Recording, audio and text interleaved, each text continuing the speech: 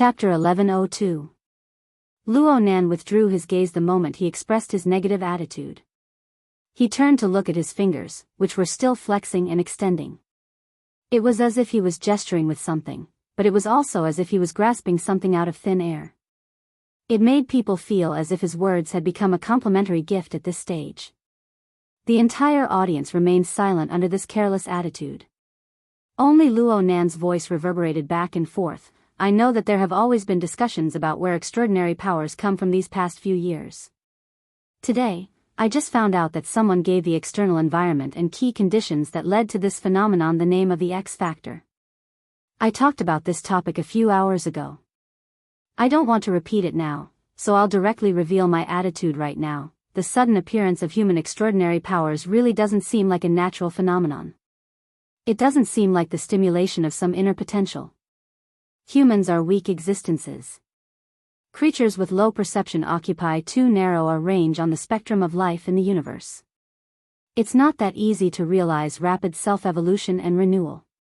Speaking of this process, there exists a key external X factor. Whether it's the source of radiation or some other reason, I'm not the least bit surprised. I can completely accept it. But just this extraordinary power alone, or perhaps rapid self-evolution, in itself, its achievements are highly orderly.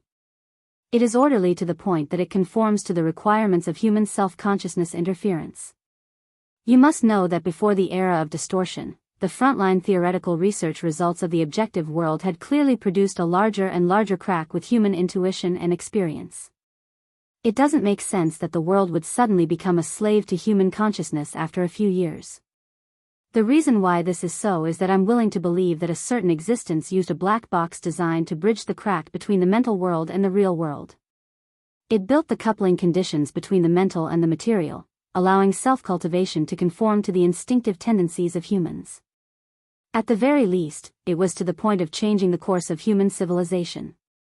At least half of the reason why Luo Nan was careless was because he needed to organize his words. Even so, he still used a few self-made words and borrowed words that were in line with his own habits. If he were to use them in a published thesis, they would certainly not be rigorous. But everyone present here stood at the peak of the evolution of life on Earth. Even though there were differences in intelligence, their intuition, which was rooted in talent and cultivation experience, was at the peak. They were able to form a high degree of agreement with Luo Nan. They could understand Luo Nan's meaning. Luo Nan's words of, just finding out, weren't worth mentioning to them, but many people were quite interested in the idea of the so-called black box design. It was not that the theory was novel, but for the idea to be implemented, the support of the power behind the design would rise to a level far beyond the current extraordinary power structure. It was not like a research discussion, but a brainstorming or a description of a ridiculous dream. But why couldn't he help but move closer to that side? Among the extraordinaries in the conference hall and some of the spectators, a portion of them had a relatively clear understanding of their own state of mind as well as the basis for their changes. There were also some who were confused purely on the basis of their senses. Everyone had different thoughts. There were subtle differences in the gazes they cast at Luo Nan. Luo Nan was vaguely aware of this. He raised his head again, but at this moment, many people subconsciously avoided his gaze. He should be a god then. At this moment, Blood Demon sighed, but his voice rose in pitch. Even in the virtual venue, his eyes were shining. Luo Nan turned his head to look and laughed. God? Perhaps. Speaking of which, Luo Nan had been in the relay station for a short 70 hours. The fragmented information he obtained was not enough to support the entire black box design system. Even though he knew the name of this black box in the Heavenly Yuan Empire, it was known as the Heavenly Abyss Spirit Network. There was one more point that he was extremely clear on: it doesn't matter if it's a god or a miracle. This design itself is brilliant. Even if we only see bits and pieces of it before our eyes, we can still capture traces of rigorous clues. Rigorous? Clues? Take it out and let me see. There were people who were interested, and there were people who silently cursed. There were quite a few people in the conference hall who curled their lips, but in the end, no one spoke. Aside from fear, there was also the fact that Luo Nan was drawing something in the air right after. The virtual venue possessed a corresponding demonstration mechanism. Everyone had long since understood Luo Nan's habit of drawing at the slightest disagreement. There were quite a few people in the conference hall who had studied all of Luo Nan's public lectures with great concentration. From the cage and configuration theory to the segmentation technique and superconfiguration theory of the past few days. Not a single lesson was missed. At this moment, many people believed that Luo Nan was preparing to do similar work once more. He wanted to provide evidence and theoretical support for his presentation. Everyone's eyes lit up. Some people even unconsciously changed their sitting postures. However, they didn't. Luo Nan didn't even explain what the lines he had drawn meant. He just jumped straight to the topic. What about distortion? From what I can see, it's nothing more than a large number of inferior fragments pieced together to form a pot of boiling soup or some petri dish. Perhaps they wish to create a special environment, allowing these fragments, which may indeed be of extraordinary origin, to use this most irresponsible method to find a host. They will rapidly multiply and react with each other, giving birth to new special components and the like. Or perhaps they want to take a look at the future of society as a result of such reckless actions? Luo Nan's words were even worse in terms of logic. He was completely unrestrained, speaking whatever came to his mind. The main reason was that the coordinate system he referred to was a bit complex and chaotic. He turned his head to the other side as he spoke. His gaze bypassed Overlord Michison and Apollon to point at the Black Lion a bit further away. The latter locked gazes with Luo Nan and subconsciously thought of a certain object. It was something he had obtained from Li Wei and had just been snatched away by Luo Nan. This wasn't the main point. What was Luo Nan looking at him for? Did Luo Nan want him to take the lead? In this sort of situation? Don't joke around. Black Lion avoided Luo Nan's gaze by reflex and used a smile to hide the emotions in his heart. But no matter what, he couldn't help feeling tangled in his heart. The degree of entanglement grew deeper and deeper. While Black Lion was tormenting himself with all his might, the direction of Luo Nan's words took a small turn. Perhaps only Black Lion and a few others who were observant were able to hear it. Perhaps some people would say that the distortion has manifested a certain degree of controllability. The human experiments that were previously unable to be performed due to certain reasons speak of progress in this area. I won't deny it. The experiments haven't been carried out, but I've been in contact with the relevant experimental products. They do indeed manifest a certain degree of regularity and controllability. But from what I can see, this is more like the filtering of the special rules of the environment, forming an orderly adjustment. In other words, the distorted element is also borrowing the current environment, borrowing the unknown X factor, to obtain order from the chaos. It has extended a winding path, and for the time being, there is no end in sight. Isn't this great? Someone blurted out in the venue. Luo Nan looked over, and Black Lion was the same as him.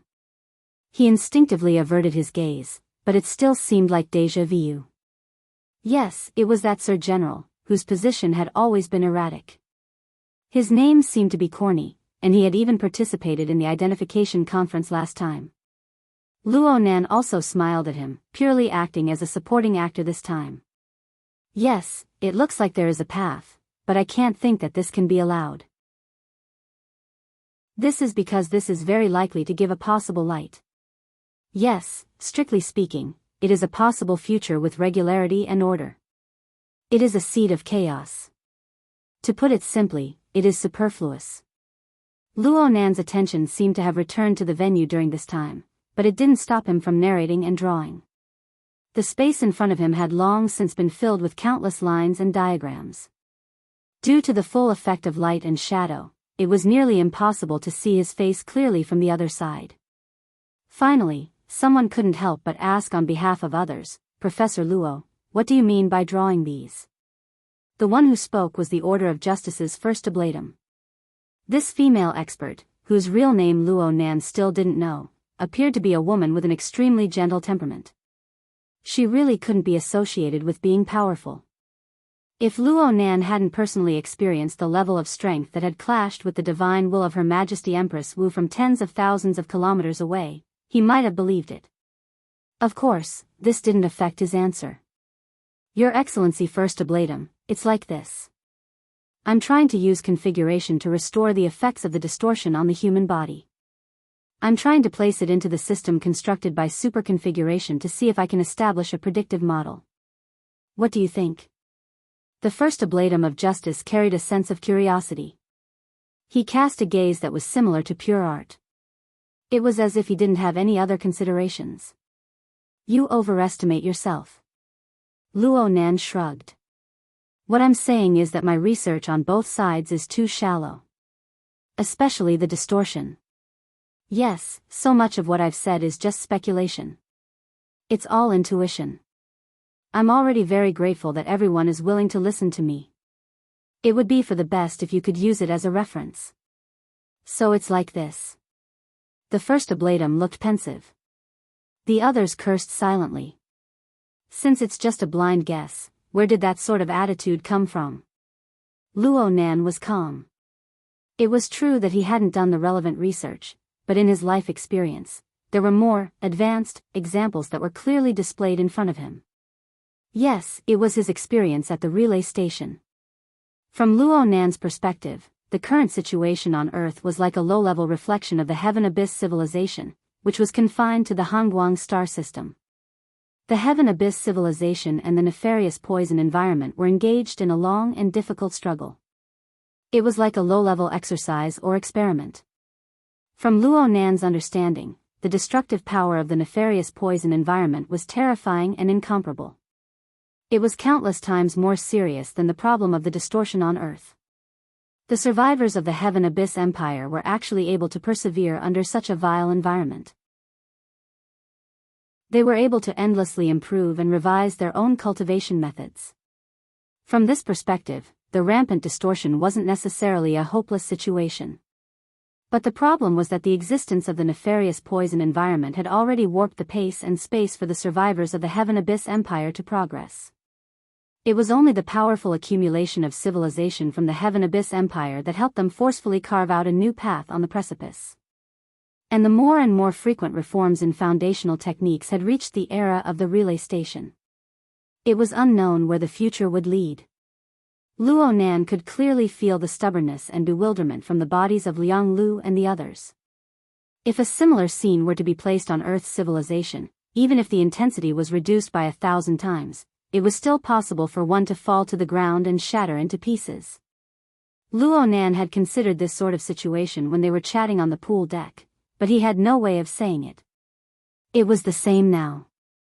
Luo Nan had yet to speak of a truly convincing reason up until now. He couldn't speak of the Heaven Abyss Empire and the like. There was still some real evidence, such as the reactor. It was best not to beat the grass and startle the snake before sufficient investigation and evidence was obtained. No matter how one looked at it, Luo Nan's statement was a bit empty. But it didn't matter. His attitude itself was the reason. The venue maintained a relative silence. Clearly, everyone was pondering, weighing, and perhaps they were even engaging in private conversations unknown to Luo Nan. This could be considered a good sign. In the end, it was Luo Nan who spoke once more. I know that a practical plan is needed to deal with this problem, but I really don't have any good ideas right now. Researchers don't have first-hand data. No amount of statements is meaningful. Speaking of which, do you have an exact number for the number of infected mutants? Blood Demon was a bit absent-minded after sighing to the gods. Only when Luo Nan's gaze landed on his face did he come to a realization. He grinned. If we could investigate this clearly, then it wouldn't be called losing control. These words weren't too accurate, but everyone understood the meaning. Blood Demon continued, the current problem lies in the fact that mutant infections have a typical pyramid structure. There are large amounts of Phase 2 infected at the bottom. There is basically no possibility of reversal, but it is very difficult to distinguish with current detection methods. The 10% in Ha City are Phase 3 infected who have already shown signs of mutation. There are a few discrepancies, but it won't be too much. Extrapolating from this data, there are at least 30% of the latent phase 2 infected, maybe even more. Isn't that right, Littleya? Apollon's blood-red eyes glanced over, but he didn't respond again. Blood Demon spread his hands. According to the data from the last census, Haas City's population is 190 million. 30%. Just thinking about it makes my scalp go numb. Haas City has basically fallen. That's right, She City is the same. As for Black Africa, hee. Luonan asked, can you do it a bit more meticulously? How meticulous? A census of the entire population? Find out the bottom line? Create a file and establish a card? It's too difficult. The most troublesome part about the phase 2 infected lies in the fact that there isn't a clear indicator. It must be a comprehensive result from multidimensional laboratory testing. Even if we gather the power of the entire world and assist Haas City regardless of the cost, it will still take 1 to 2 years to complete the testing with a base of 100 million. But what about She City? What about Black Africa? What about the other cities? Plus, the mutant infections are dynamic. The degree and stages are constantly changing. I'll be responsible for finding out the bottom line. Luonan interrupted. Huh? Blood Demon was stunned. Responsible for what? Luonan flexed and extended his finger once more, causing the extremely simple and crude model before him to make a few rounds of zooming and enlarging. At the same time, he clearly stated, do a general survey, establish a file, and clarify the scope and degree of the aberration infection. Let me do it. After all, no one knows how to detect secondary infections better than me.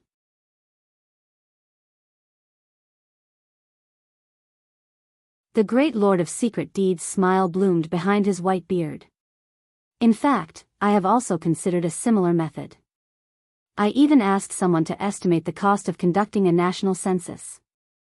The result was not very optimistic. Even if we deduct the most important cost of manpower and conduct sampling investigations in certain epidemic areas that are almost unsalvageable to minimize the investment, we will still need at least 250 billion in hardware investment in order to achieve a relatively ideal result. Great Lord Secret Deed said a number that most people had no idea about. The extraordinaries in the venue weren't in the majority, but there were still many who raised their eyebrows and curled their lips.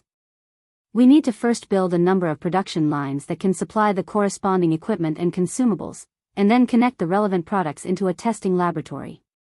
This will improve the current worldwide testing capabilities by thousands of times. Even if that's the case, we'll have to wait until the next century at the very least. The next century isn't too far away, but what's certain is that the rate at which the mutated infection spreads will definitely far exceed this theoretical detection ability. High Lord Secret Contract stared at Luonan. The effects are all from comparison.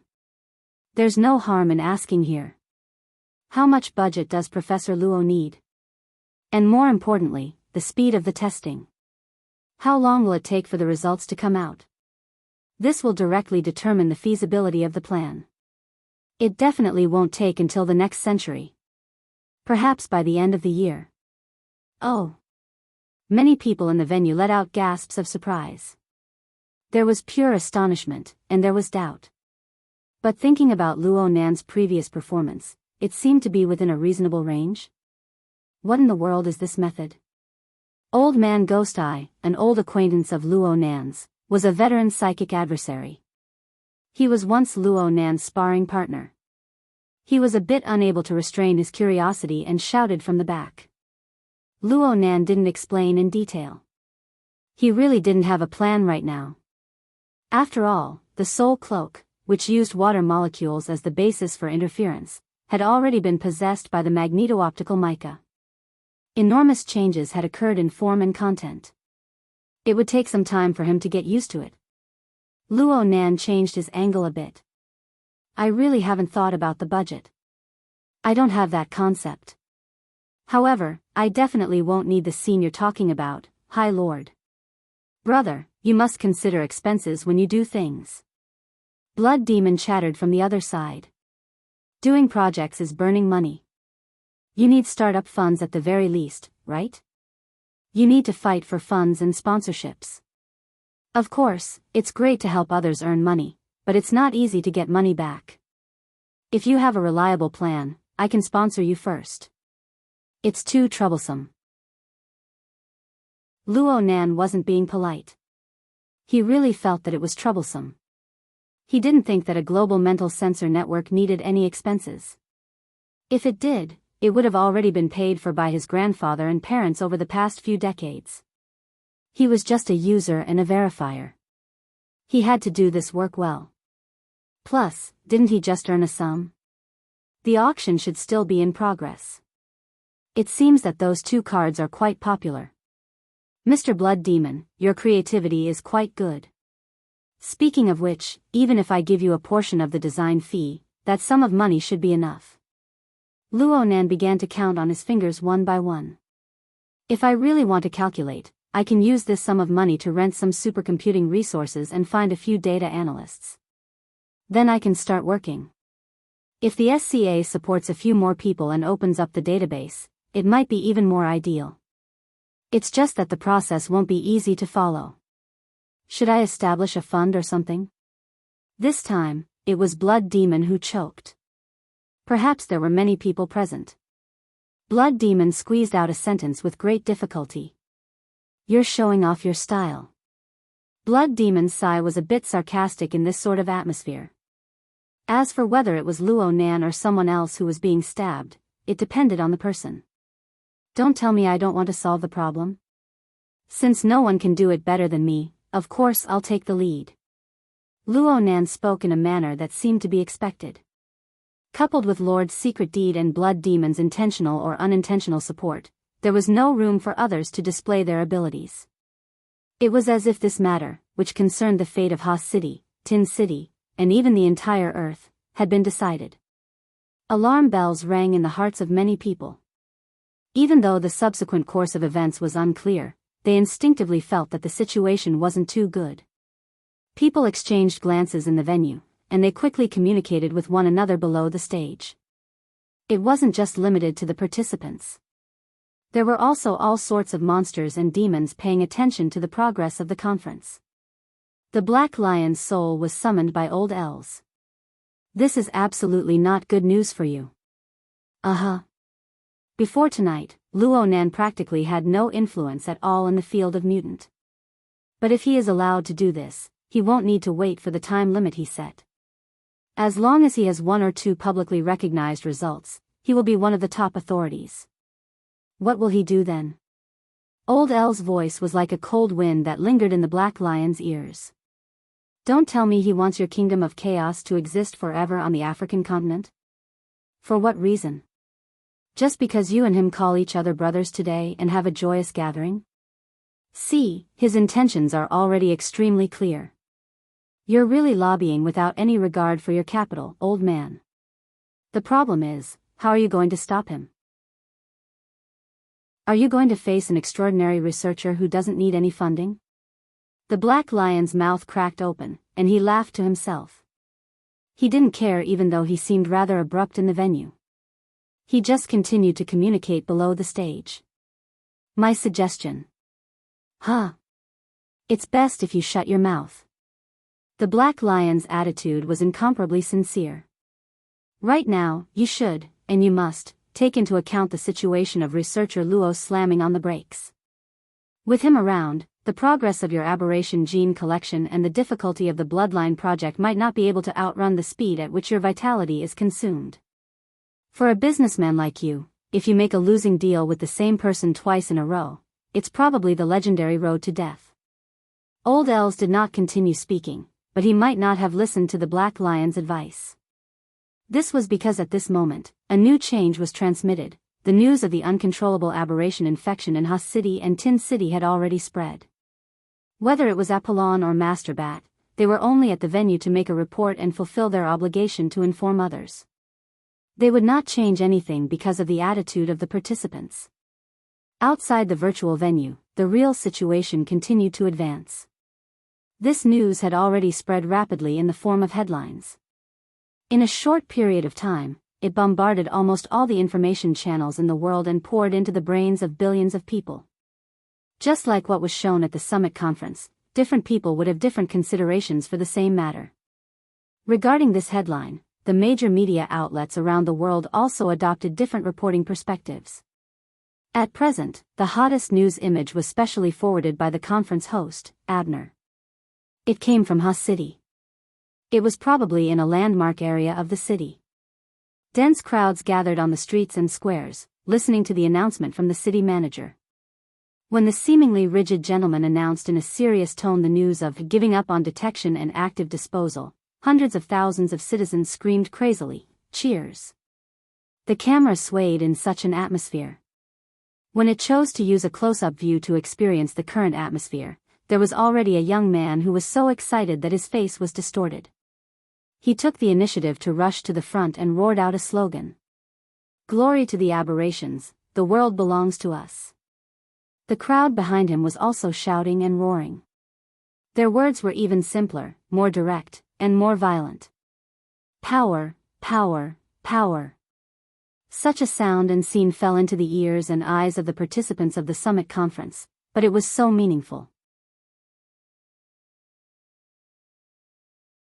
Chapter 1104. June. T-City officially entered winter.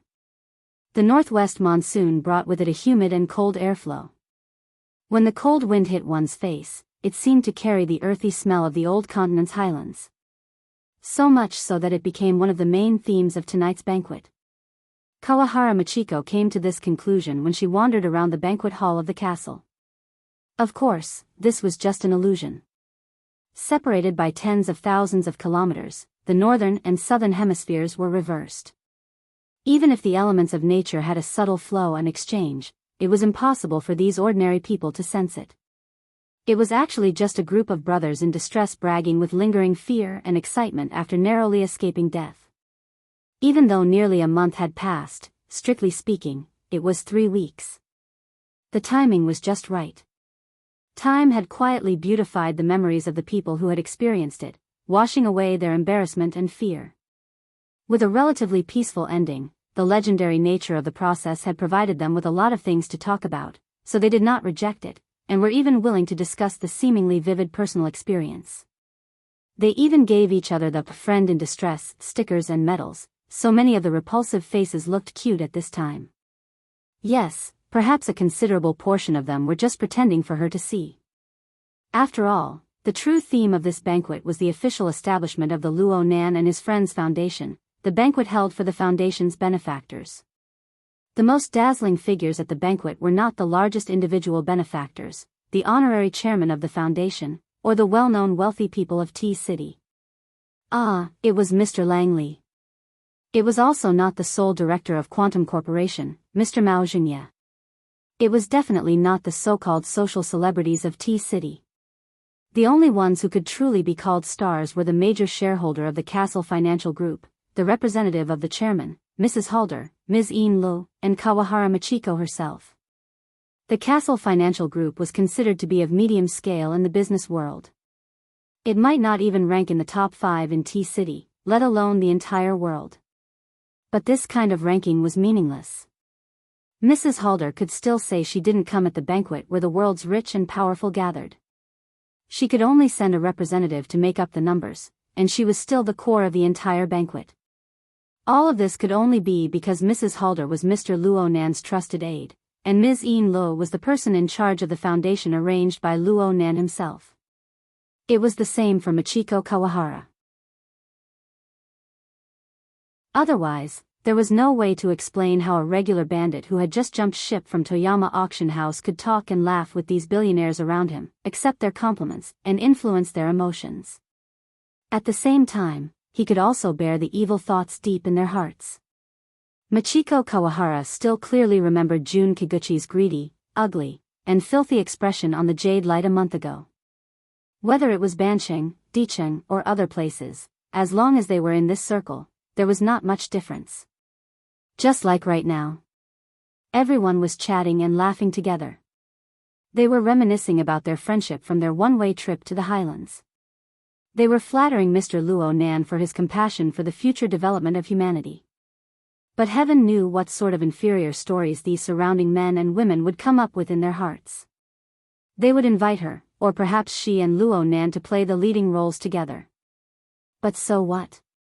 Kawahara Michiko enjoyed all of this. She was like a fish in water in this banquet full of malice and calculation. This was the scene she had always pursued. For this reason, she gave up so-called love and marriage, but she never got tired of it. Even though she was always wandering halfway up the mountain.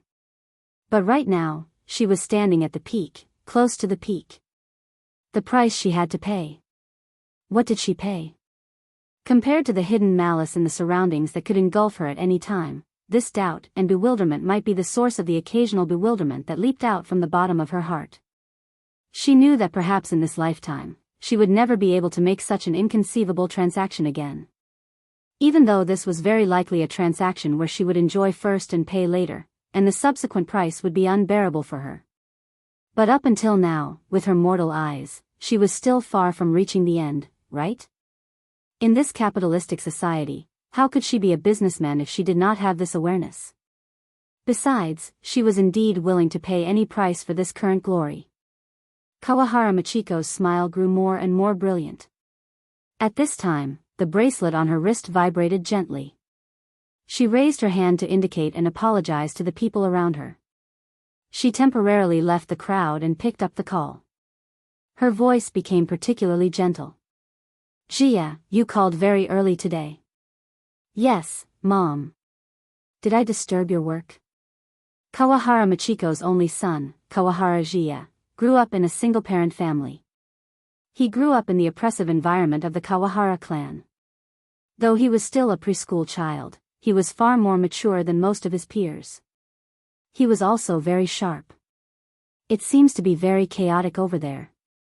I'll call back later. No, it's fine. Jia. Right now, Kawahara Michiko possessed the qualifications to be willful. She had already arrived at the lounge upstairs. She sat on the sofa and slightly relaxed her long tense toes and ankles. Mom is at a banquet. It's fine. Tell Mom. Did you have fun today? Kawahara Jia laughed. It's the same here, Mom. Today is the birthday of Mr. Luo Yuandao, Mr. Luo Nan's grandfather. He's 80 years old. His whole family is here. Kawahara Michiko subconsciously straightened her body. Mr. Luo Yuandao? Of course she knew about the old man who had a serious mental illness. With his physical condition, it would be difficult for him to hold such a grand celebration even if he was 80 years old. Besides, she had not heard any rumors. In other words, this was most likely just a family banquet. Kawahara Michiko's heart thumped. You're here. Did Mr. Luo Nan invite you? It's not like that, Mom. Today is Sunday. Weiwu and I are going to Gym Master Shio's place to do homework. We just happened to run into each other. So that's how it is. Kawahara Michiko's mood rose and fell. A thin layer of sweat actually appeared on her body. She then thought about the time difference between D City and Xia City.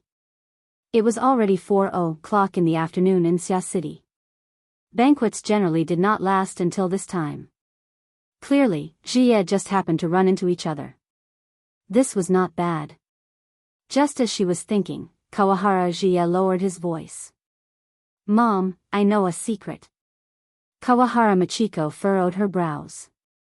She did not respond, but Jia said, I just heard that today is Mr. Luo Nan's birthday. But he doesn't seem to know. Is that so?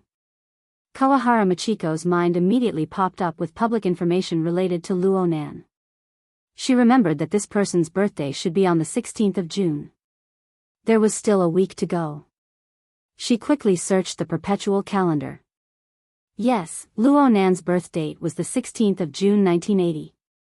Using the traditional calendar of East Asia, it was the 29th day of the 4th lunar month.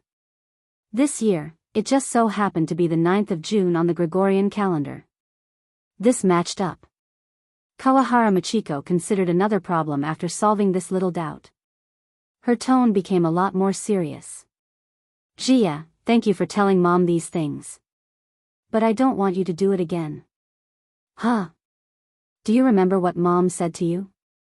From the moment you came to Xia City, you should respect Mr. Luo Nan like you respect Mom.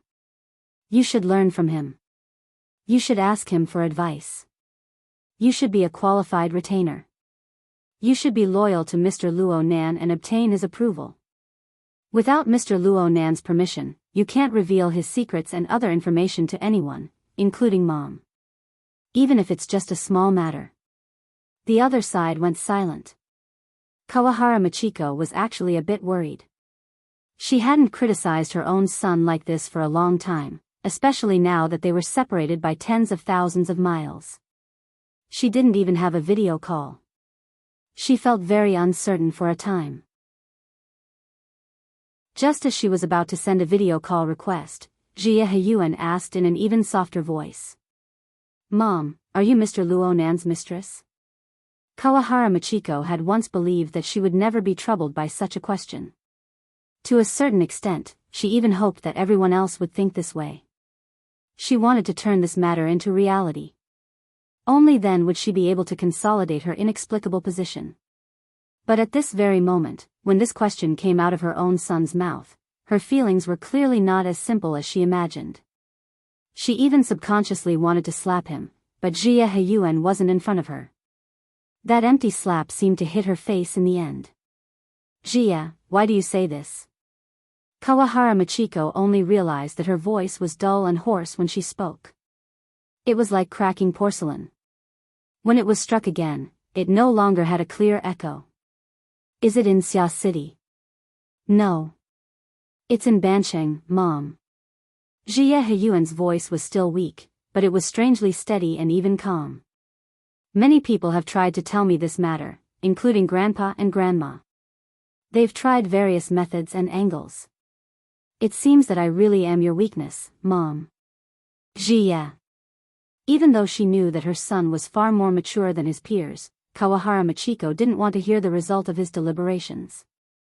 She didn't want to hear it at all. A second or two later, or perhaps even longer, Jie Heyuan spoke. His voice was a bit urgent.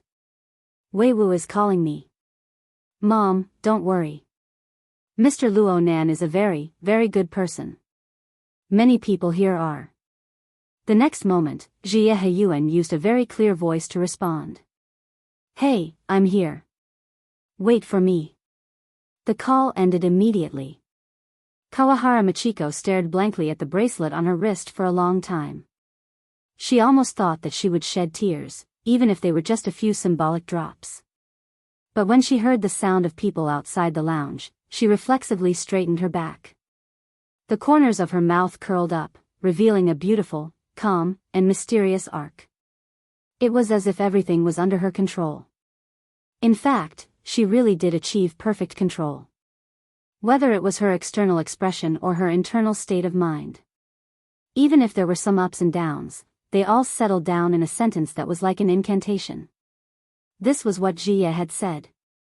Mr. Luo Nan is a very, very good person. Right? A 6-year-old child could tell in 2 weeks.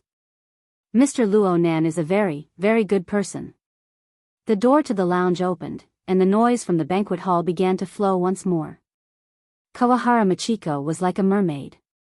After a temporary rest, she immersed herself wholeheartedly into the turbulent flow of complicated interpersonal relationships.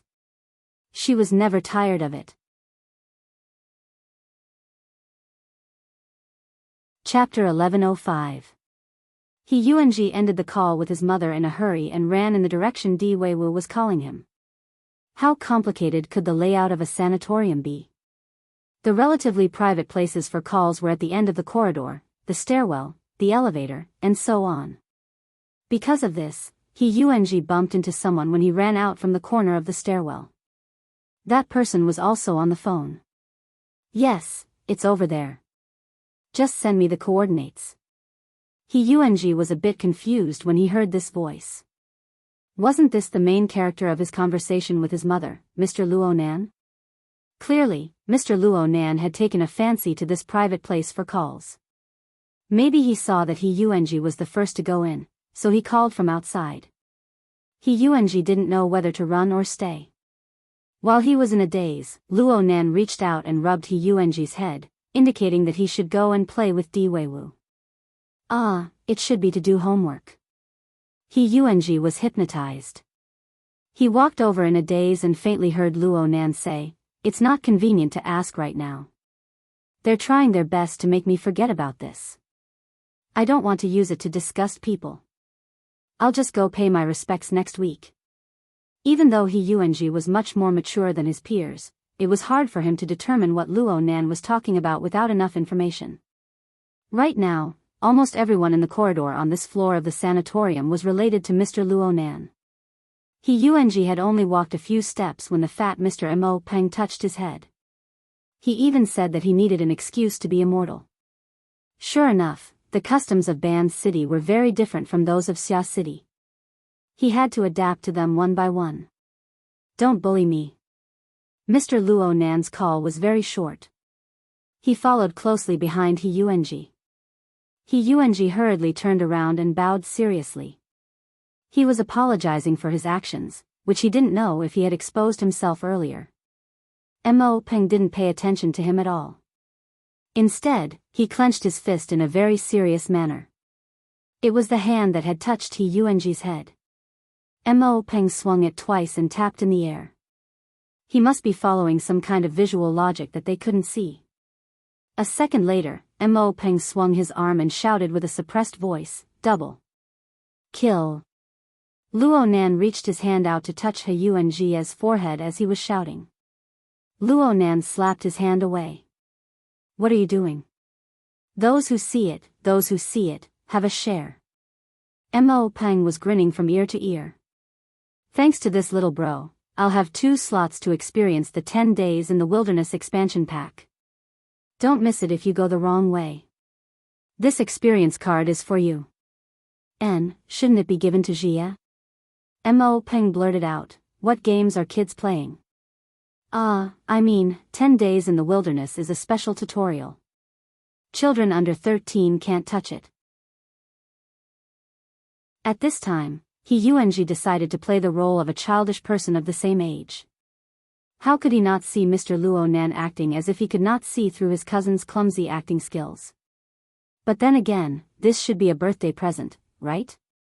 Half a second later, Luo Nan responded with the same subpar acting skills and lines, "Fine.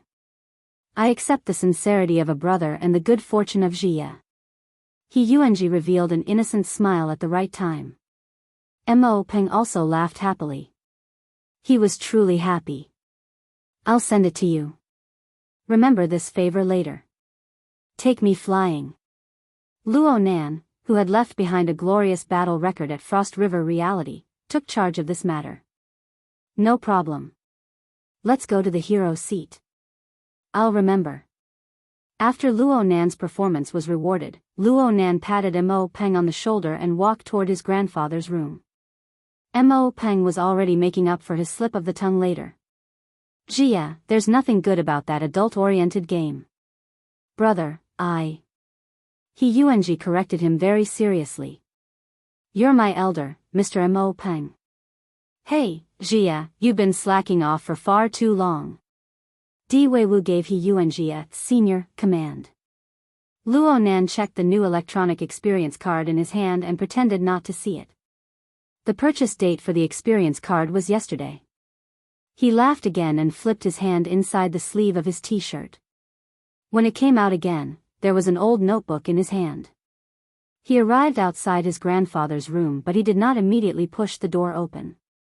He just looked at the situation inside the room through the glass window. Inside the room, his aunt and Moya were chatting with his grandfather's special nurse, Auntie Hong. They were understanding the situation. Roy Wen stood quietly to the side. "Yes, she was with Di Weiwu just now." "When did she come in?" His uncle, Mo Haihang, was lying on the other side of the chair. He had already fallen asleep with his eyes closed. As for his grandfather, who had given birth early today, he was on the balcony of the outer room, chatting with Gym Master Xiu. Below his feet was the new building block Kingdom of God. Of course, This did not stop him from dozing off under the warm afternoon sunlight. Luo Nan looked down at the old notebook in his hand when he saw this scene. He shook his head and tucked this thing under his ribs. Then he turned around and left. He passed through the corridor and arrived at the balcony attached to this floor. The balcony was also facing the sun. His vision was a bit better from this position. He could even see his grandfather's calf nearly buried in the building blocks on the balcony of the ward. You can say that this is a hidden security hazard. I once considered giving the old gentleman a different room, but considering the problem of adaptability, I didn't bother with it. Someone spoke from behind Luo Nan. Luo Nan turned around and greeted with a smile, "Brother Octopus." The person who came was none other than Zhang Yuliang, who worked in this sanatorium. Well, Luo Nan was more used to calling him Octopus. This neuropharmaceutics expert wore white clothes. His hands were in his pockets as he walked over unhurriedly. He stood side by side with Luo Nan and followed Luo Nan's gaze to look in that direction. "You didn't go in just now?" "Not just that. I hid half a foot in the crowd at the beginning. It's a birthday celebration. Just don't mess things up." Octopus opened his mouth, but he swallowed back the words, "You're also the birthday boy today." Since Mrs. Luo Shuqing and the others racked their brains to use this special day to organize a family activity, and they deliberately hid it from Luo Nan, the person involved, in order to avoid making bad associations, why should he expose them? Well, Luo Nan didn't need him to be smart. Does the old man get excited when he sees you? Basically. Is it because he can see how terrifying of a fellow you are? Octopus was obviously joking. But Luo Nan nodded, "It should be like this." Huh? Luo Nan didn't answer immediately. He just asked, "Has Grandpa's state been the same these past few days?" "Yeah. He's good for a while and bad for a while. He looks up to the sky at every turn, especially on cloudy days. Luckily, Xia City has been bathed in sunlight these past few days." Luo Nan shot a glance at the sky and agreed, "That's right. He's been okay." Octopus felt that these words lacked sincerity. He hesitated for a moment before speaking, "Nanster, I need to ask you something in private. You're being too polite." Octopus lowered his voice, "I can't not be polite. The situation is very sensitive right now. We're the ones who deal with abnormalities." "Huh? Aren't we?" At the summit conference, you strongly advocated to separate abnormalities from the X factor that triggers extraordinary powers. This is drawing a line. Octopus had already taken his hands out of his pockets.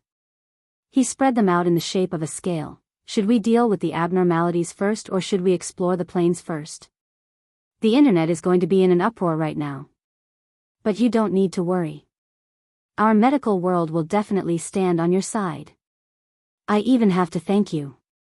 Luo Nan rolled his eyes. At the same time, he understood what Octopus wanted to ask. You want to talk about the problem of the source of radiation? To be precise, I want to talk about the influence of the current objective environment on everyone's cultivation. Is there really such a close external factor? Octopus had a face of curiosity. From what I can see, the trend line of Lord's secret contract is a false proposition. However, the trend of environmental change cannot be denied. Luo Nan paused and changed the topic. I went to see old you yesterday. His body is getting worse and worse. My grandpa is actually the same. I'm thinking that they actually have something in common. Octopus blinked. Old you is a psychic. There's no need to talk about his mental sensing ability. And I feel that my grandpa's perception is also very sharp. Or perhaps I should say that he has specialization on a certain special level. He can receive information outside the perception dimension of ordinary people. That's what I'm thinking right now. Luo Nan's train of thought was expanded from the special sensing machinery of the magnetic photon mica jellyfish. Every day, he would be scoured by an enormous amount of information that exceeded his ability to comprehend. He was deeply aware of the suffering involved. Luo Nan's words were not hard to understand purely in terms of verbal logic. Octopus made even more connections from this. So, the old man's physical state, including old Yu's current state, is indeed related to the source of radiation? We can't exclude this aspect of the factor. Of course, there's also the problem of insufficient analysis, overload, and downtime. Luo Nan casually flipped through the old notebook next to him. He looked at the chaotic lines that had been destroyed and filled in. This was a special item that had stirred up a storm not too long ago. Many people believed that it possessed an astonishing secret and corresponding value. Luo Nan didn't want to correct anything because he hadn't completely deciphered the information within. But he was certain that he was more qualified than anyone else on Earth to make a judgment. His grandpa certainly didn't possess extraordinary strength. After his mental symptoms appeared, his body was much weaker than a normal person's. It was very likely that such a weak body could bear an extremely dense and extremely fatal amount of information. Luo Nan, who had rich experience with overload, could completely imagine the consequences. The current Luo Yuandao of the past certainly didn't possess the alter spider web that Luo Nan used to filter information. What's more, the pressure of quantity wasn't the ultimate problem. The most fatal problem lay in the layers and the structure. He was able to detect these traces from the records in the notebook. It was like a storage device with limited space. A large amount of highly compressed files had been copied inside. The device was already stuffed to the brim and needed to be decompressed. Machines could crash and restart. How could a person do the same?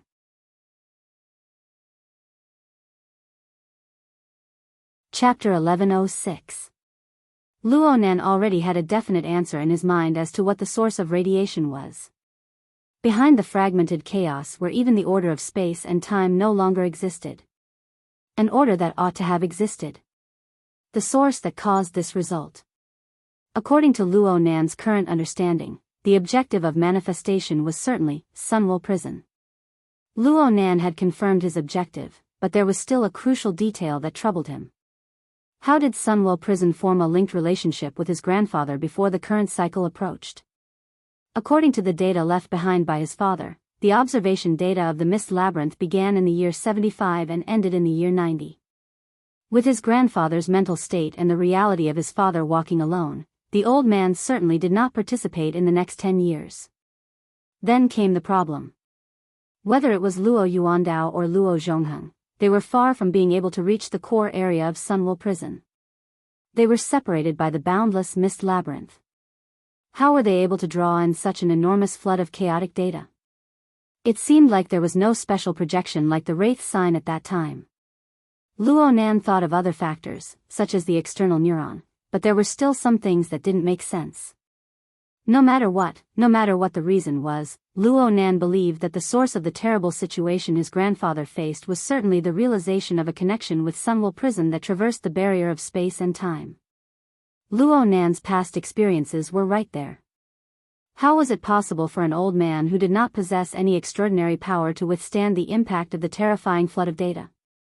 There was also, did the two still maintain a connection? Was his grandfather still suffering from the impact and corrosion? Going a step further, there was the continuous aurora light, the daytime nightmare, and even the magnetic mica jellyfish. What sort of effects would these unexpected factors have on his grandfather? What sort of damage would he receive? Luo Nan had tried to avoid thinking deeply about this problem, but how could he avoid it? Every time Luo Nan's thoughts reached this level, he would imitate the Sunwell Prison in the space of his consciousness. The structure of checks and balances formed by the chains and the Wraith sign would hum and tremble within the chaotic dark cloud of information. And deep within the dark cloud, the hall constructed out of thin air would respond without a sound. Luo Nan was just trying to find a rule of order that could be explained and analyzed from the structure of the Sunwell Prison. It would be best if it could be used by his grandfather to relieve his pressure. That was all. But this was not an easy task. Luo Nan's expression gradually turned gloomy. Octopus felt that there was no way to continue this topic. Coincidentally, a few messages flashed through his friend group.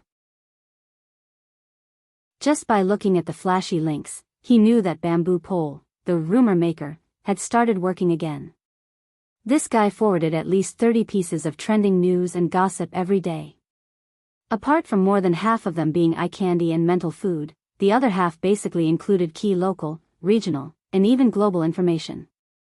As the saying goes, a homebody who doesn't step out of the crowd knows the affairs of the world.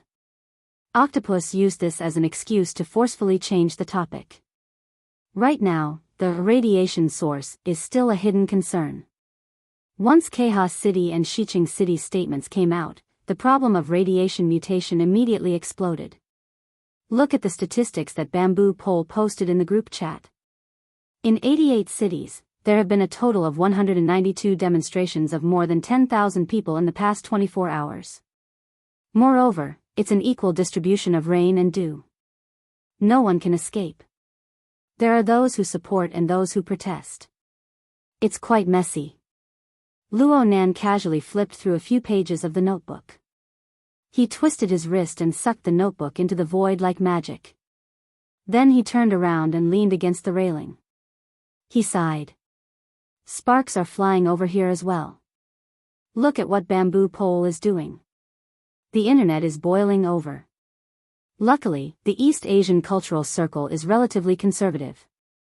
The focus isn't on some group evolution.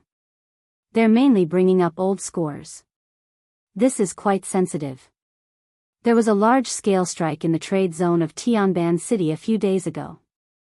Luo Nan's information channels far surpassed Octopus's. It's probably the aftermath of the Vagrant Act. Yes. Especially the so-called humanitarian aid agreement for the mutated infected. The two policies of restricted household registration and voluntary living have caused many tragedies of family separation. There are also many vagrant tribes that have lost their homes and relocated. The pressure is mainly on the welfare organizations and the SCA. Uncle has been working overtime for nearly a week for this. It wasn't easy for him to use his grandfather's birthday as an excuse. In the end, he still hasn't woken up yet. This topic was a bit too complicated and in-depth. Octopus shook his head. It's precisely because this matter is sharp. It's not that sensitive compared to group evolution. Many people are willing to join in the buzz and express their public stance. Right now, the public opinion on the internet is basically one-sided. Actually, I also support an investigation. But it seems to be a contradiction when it comes to the issue of isolation of mutated people. It's clearly an anti-isolation stance. I'm afraid things will get lively in the future. Octopus's brows furrowed as he spoke. That foundation of yours hasn't officially started operating yet. You must be careful and keep a low profile. Right now, many people are eager for you to take the lead and attract firepower for them. Luo Nan curled his lips. He nodded without saying a word. Octopus didn't know if Luo Nan was listening or not. He was just chatting, so the topic jumped a bit. Speaking of which, Bamboo Pole is working for you? Yeah. Brother Bamboo Pole's data analysis ability is exactly what I need. It's even rarer that he knows everything about the inner world. He has his own information channel. If I don't grab hold of him, I'll lose out. Hey. Can't you take care of the minds of the people at the bottom of society? Brother Octopus, you can come if you want. The Foundation's design is to conduct investigations and research at the same time. Research on the nervous system is also a very important field. Forget it. I know my own limits. Bamboo Pole's professional skills are ranked in the top 10 of the inner world. It's hard for me to rank in the top 1,000. I'd be too old to be a graduate student. It's better to watch over this stall. Of course, if there are any new developments, please do share them in a timely manner. Luo Nan didn't try to persuade Octopus any further. In fact, he really hoped that he had a trustworthy and knowledgeable friend like Octopus to watch over this place. And Octopus most likely understood this point. Luo Nan thought for a bit and said, "Actually, I've been pondering over a paper these past few days. I'm preparing to publish it publicly. Let's ponder it together later." Huh. The current topic is formatting theory, mapping example and expanded research on the human body giant system. Isn't it a bit unprofessional? Octopus went, Weiss, but before he could respond, a call came in from Luo Nan's side. It was his aunt, Mrs. Luo Shuqing. Luo Nan heard a few words and immediately displayed his lovable appearance. Are we going back? Okay, we're almost there. Whose car? No one's car isn't going back. If that's the case, then of course I'm going home. I'm going with you, Auntie. Octopus's eyelids twitched as he watched from the side. All right, this was a young man. He was solid. But the topic they were discussing just now, and the various legends from not too long ago. What were they all about? For a time, Octopus had an intense feeling of absurdity and dislocation in his heart. He was practically replacing Luo Nan with a split personality. Luo Nan had already hung up the phone while he was distracted. He turned around and ridiculed Octopus. Moya wants to take Roy Wen to the recording studio. She says that they might work through the night. Auntie actually agreed. But I remember last year when Moya participated in the music festival, our house practically exploded on the spot. Is there such a big difference between one person playing music and two people playing music? Perhaps Auntie just has a problem with underground music? Hee hee. Luo Nan didn't say anything more. Even though he had basically entered the level where he didn't need a means of transportation, he still needed to follow the group in order to preserve his image as a tottering obedient child in front of his family. He waved his hand and walked towards the exit of the platform. Brother Octopus, let's talk in detail later. Actually, I've pretty much drafted the outline. I'll send it to the group in 2 days. Oh, okay. I won't go over. I don't want Auntie to say those courteous words again. Luo Nan didn't turn his head. He made an okay gesture and ran with small steps. He soon crossed the platform and disappeared behind the door. He was like a graceful and energetic youth. That was how he should be. Just from the perspective of personal interactions, this wasn't too bad. At the very least, the current Luo Nan was no longer the somewhat gloomy youth they first met. Just from this point alone, Luo Nan was already quite good. Octopus didn't have much use for Octopus in a place like the sanatorium, and he was a relatively high-end professional. Most of his time was spent on scientific research. Octopus received a bit of stimulation from their conversation just now, so he went back and soaked himself in his own laboratory. He entered a state of mind and lost track of time. This lasted until the Hexier vibrated. Someone in his friend group had him. It was Xie Junping. Octopus, bro. I'm holding a temporary board meeting. I've entrusted Brother Papercut to help me pick someone up. Brother Papercut's car was just sent for maintenance. He might be a bit late. Erping, got it. Di Weiwu usually lived in Lon Town's welfare home. During the weekends, he would go to the sanatorium to do his homework. At the same time, he would receive the influence of Gym Master Xiao and Dean Wan. Yuanji was sent over by his mother, and he received the same treatment. Perhaps Luo Nan considered him a hostage, but Luo Nan treated him equally and nurtured him as a disciple. There were plenty of benefits, but the transportation wasn't too convenient. Normally, Worker Zhai would come over to pick someone up. If Worker Zhai was working overtime and couldn't get away, then it would be Xie Junping, a loyal believer of the Order of Creators, who would come out. Papercut was a mobile member, a spare tire of spare tires. With Xie Junping's current resources, arranging a driver to pick someone up wasn't a big deal. However, everyone knew that these were extraordinary times. Even though they were at Xia City's headquarters, the people by Luo Nan's side needed to maintain a minimum level of safety awareness. They needed to communicate and help each other. They didn't want to give the schemers in the shadows any opportunities. At this time, Papercut jumped out. Octopus, Erping, I won't be late. We've already entered the main entrance.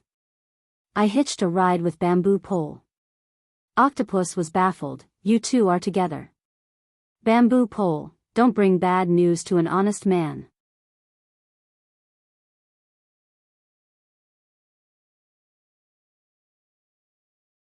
Chapter 1107. Bamboo Pole's commoner car didn't stand out at all in the endless stream of traffic in Xia City. He encountered a weekend traffic jam as expected. He followed the AI's guidance and changed 4 or 5 layers of traffic, but it was still difficult for him to move forward. He was only a dozen kilometers away from the Forest Wall district. As always. In a sense, this is a good, Bamboo Pole chatted and yawned in passing. Where did you go last night? Papercut looked askance at him. Hee, I worked hard for Boss Luo. Huh. The foundation hasn't started operating yet, right? You don't really think that Boss Luo needs to rely on the foundation to walk, do you? Bamboo Pole looked askance back at him. Papercut blinked and immediately made a zipping motion with his mouth. The front row was a bit quiet, but the laughter of the children in the back row was particularly clear. The 2 little beans were securely tied to their children's seats. They had just been removed from Papercut's car before they came, but it didn't affect their play at all. 7 or 8 lively little paper men had their own special characteristics. They were extraordinarily quick-witted. Plus, they could receive simple commands and obey the director. They were enough to act in an animated film. It could be said that among the ability users of Xia City, Papercut was number 2 when it came to playing with children. No one dared to take first place. In the field of toys, aside from the paper men's structure being too simple and the basic requirements for issuing commands being high, the technique of activating soul force had no other weaknesses. It was also because of the basic requirements that one could easily see the difference in soul force between the 2 children in the back row from the paper men's reception of commands and the degree to which they could digest them. There were millions of children in the world. Di Weiwu was certainly the type that had talent for cultivation. After half a year of edification from Dean Wan and Gym Master Xiu, Di Weiwu couldn't be said to have awakened. However, his thoughts were direct and he could form an effective information connection with the activated paper men. He could control this low-end game with ease. What was most valuable was that when this child was in an excited state of play, his thoughts were very concise and just right. This was a very good habit.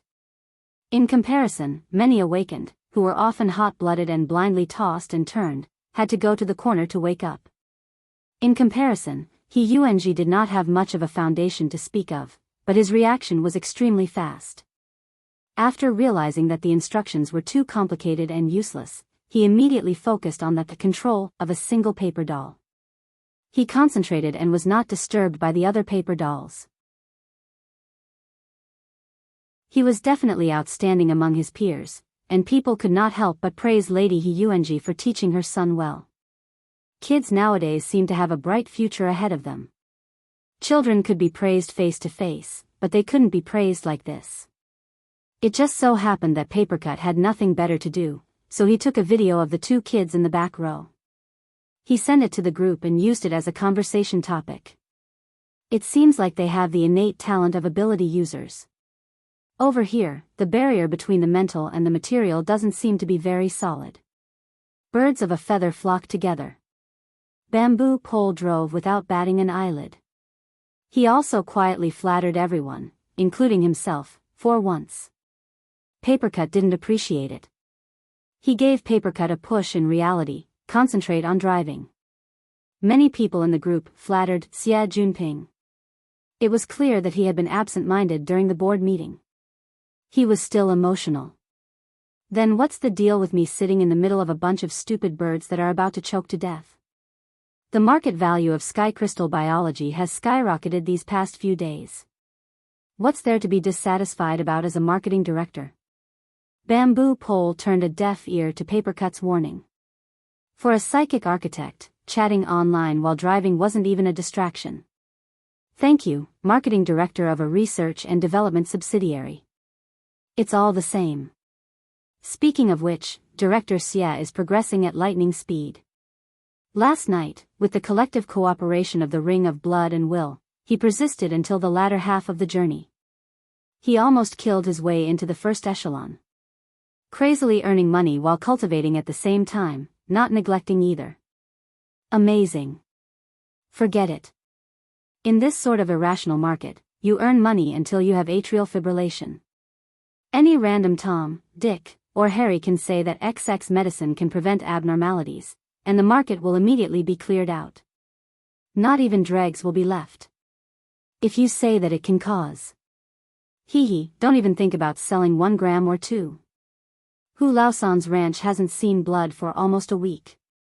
He might be a living bodhisattva and set them all free. Can you send me 2 heads? Shuele popped his head out. My house hasn't seen any meat or fish for half a month. My mom is adamant that all meat, eggs, and milk products can be contaminated. My dad is guarding the police canteen right now and won't go home. Go straight to him. 2 heads is too stingy. If you can eat 20,000 heads, he'll kneel down on the spot and call you daddy. Xie Junping responded in a bad mood. He had a belly full of complaints that he wanted to spit out. At this time, even if you make a fortune quietly, you should be careful that your son doesn't have anus. These idiots actually want me to increase my marketing efforts.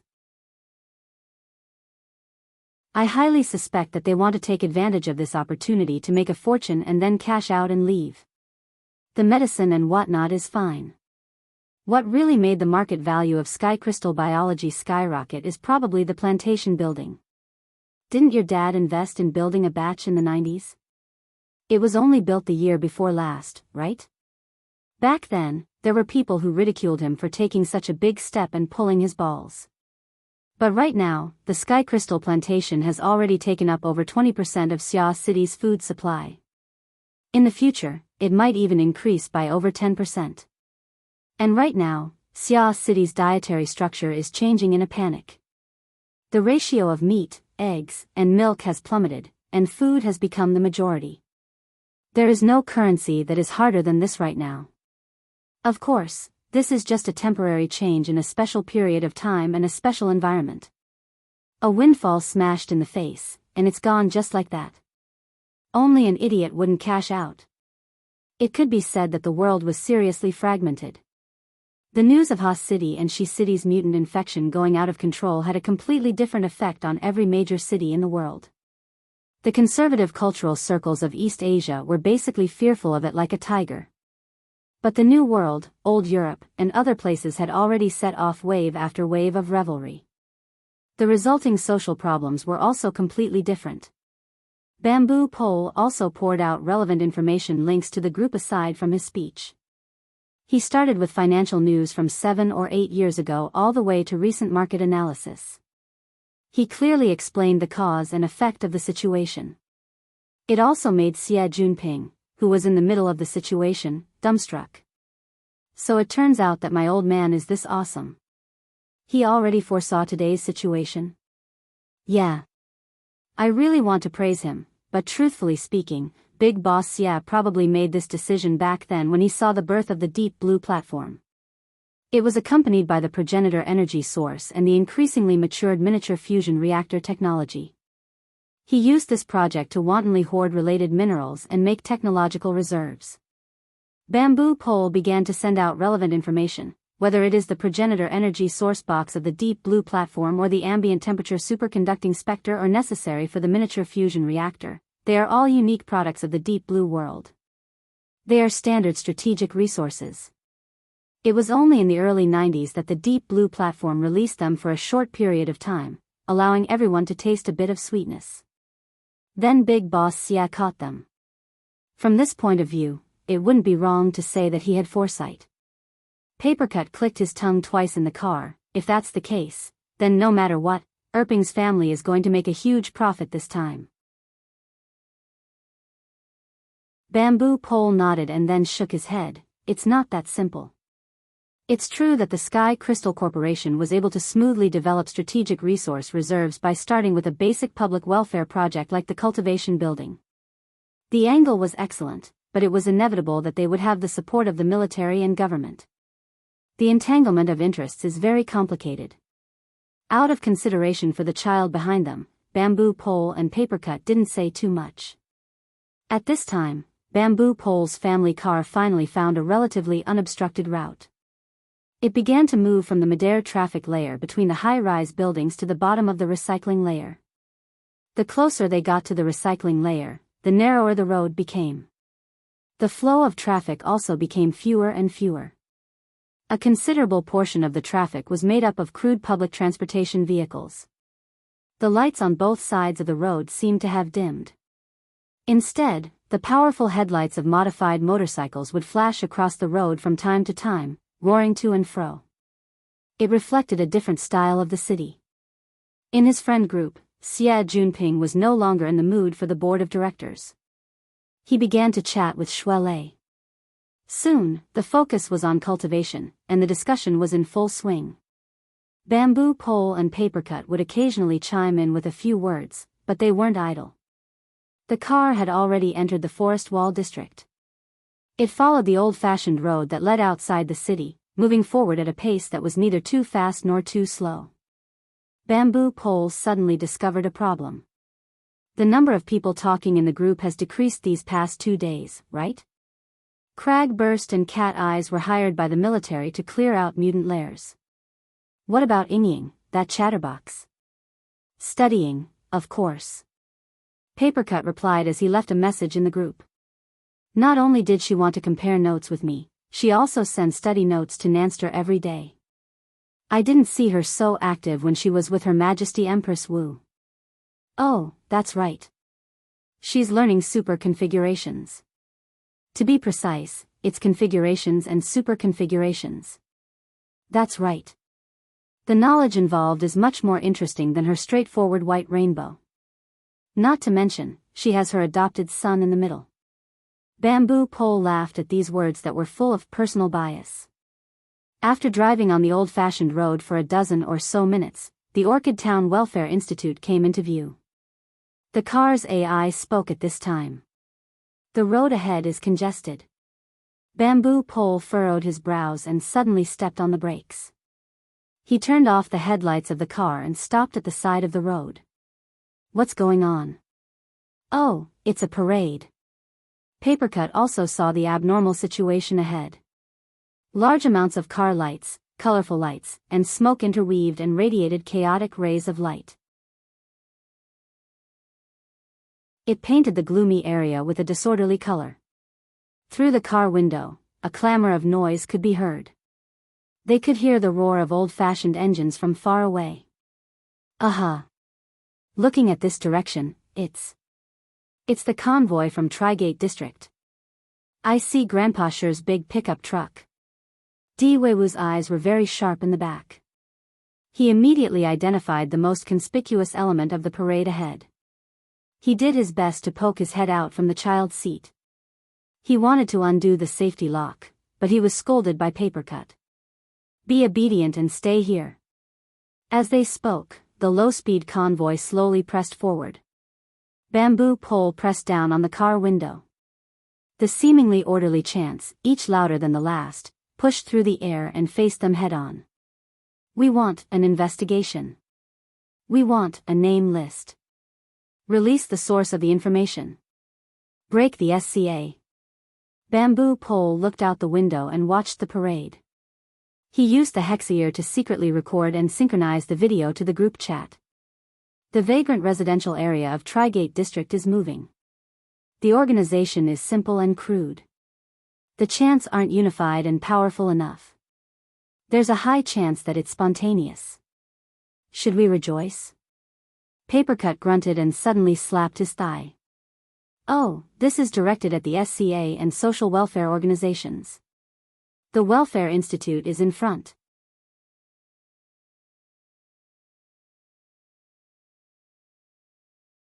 Chapter 1108. So you're saying that it was a false alarm in the end? Luo Nan bent his fingers and elbows. His suspended body slowly sank down, but his tone was as calm as usual. Bamboo Pole's voice came through the Hexier. Weiwu is in the orphanage. He hasn't cut off contact with the camp. Dean Wan has a good reputation there. Of course, the protest team is restrained for now. Isn't that good? It's still troublesome for you. Bamboo Pole introduced the current situation. The protest team has already set up camp in the municipal plaza. The government is doing a bit better right now, but the citizens who are highly sensitive to the mutation infection are going crazy. Sporadic conflicts are occurring, and they will only get worse in the future. The central city is still over a dozen kilometers away from here. The problem is that the chaos caused by the mutation prevention and control policy can all be linked to you. That's right. You're just that shameless. And it happened in Xia City, in your base camp. You'll be very passive in terms of public opinion and evaluation. Okay, that's right. The global census was an extremely sensitive operation. It was mixed with complicated interests, positions, and practical contradictions.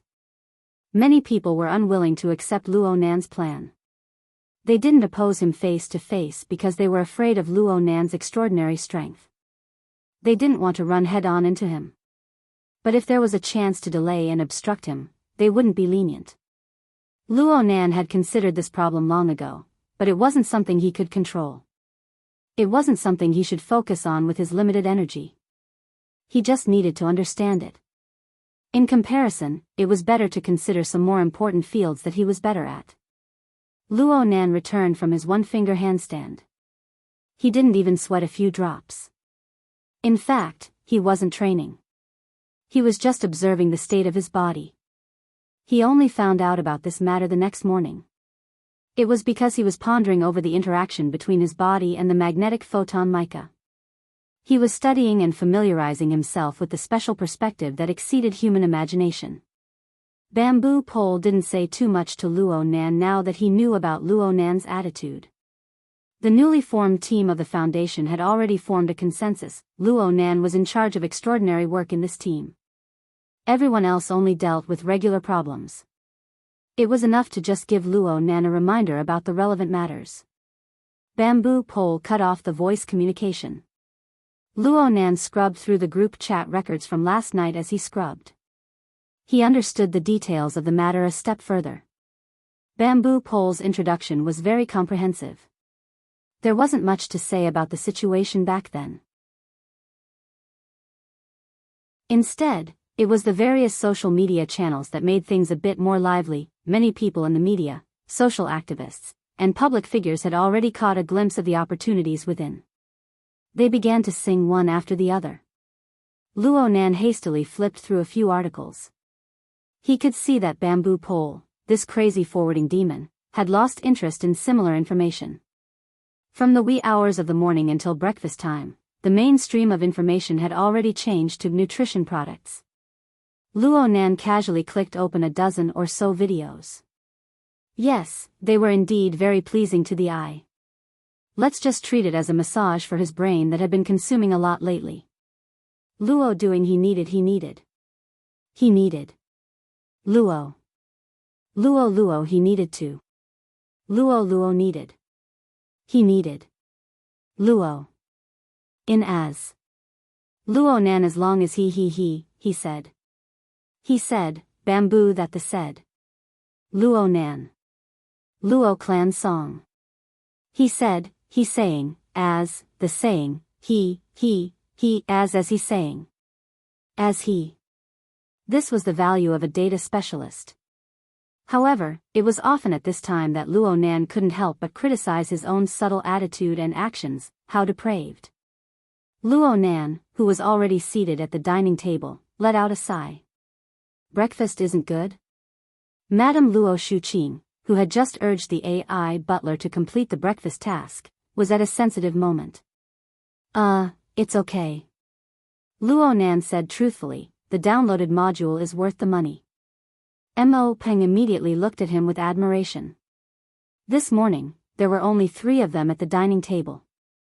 Professor Mo Haiheng, who was usually in charge of the kitchen, had gone straight to work after yesterday's birthday party because he was working overtime. Mo Ye and Roy Wen kept their word and stayed in the recording studio for the whole night. With half of the people gone, the atmosphere around the table was indeed a little quieter, but that was as far as it went. Don't talk so much if you don't have anything to say. Take care of your voice. All right. Luo Nan subconsciously dug at the slightly protruding Adam's apple on his neck.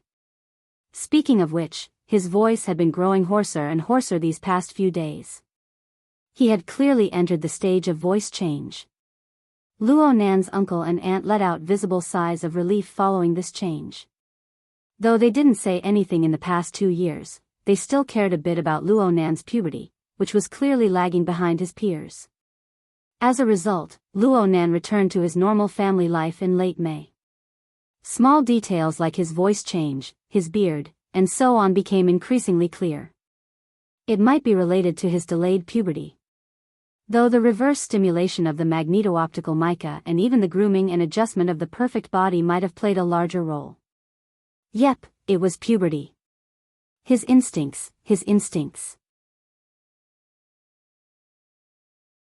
A bit of depravity was definitely due to the need to conform to the instincts of living beings that evolved over millions and millions of years. While Luo Nan's mind was spinning with all sorts of messy thoughts, his aunt picked up another call.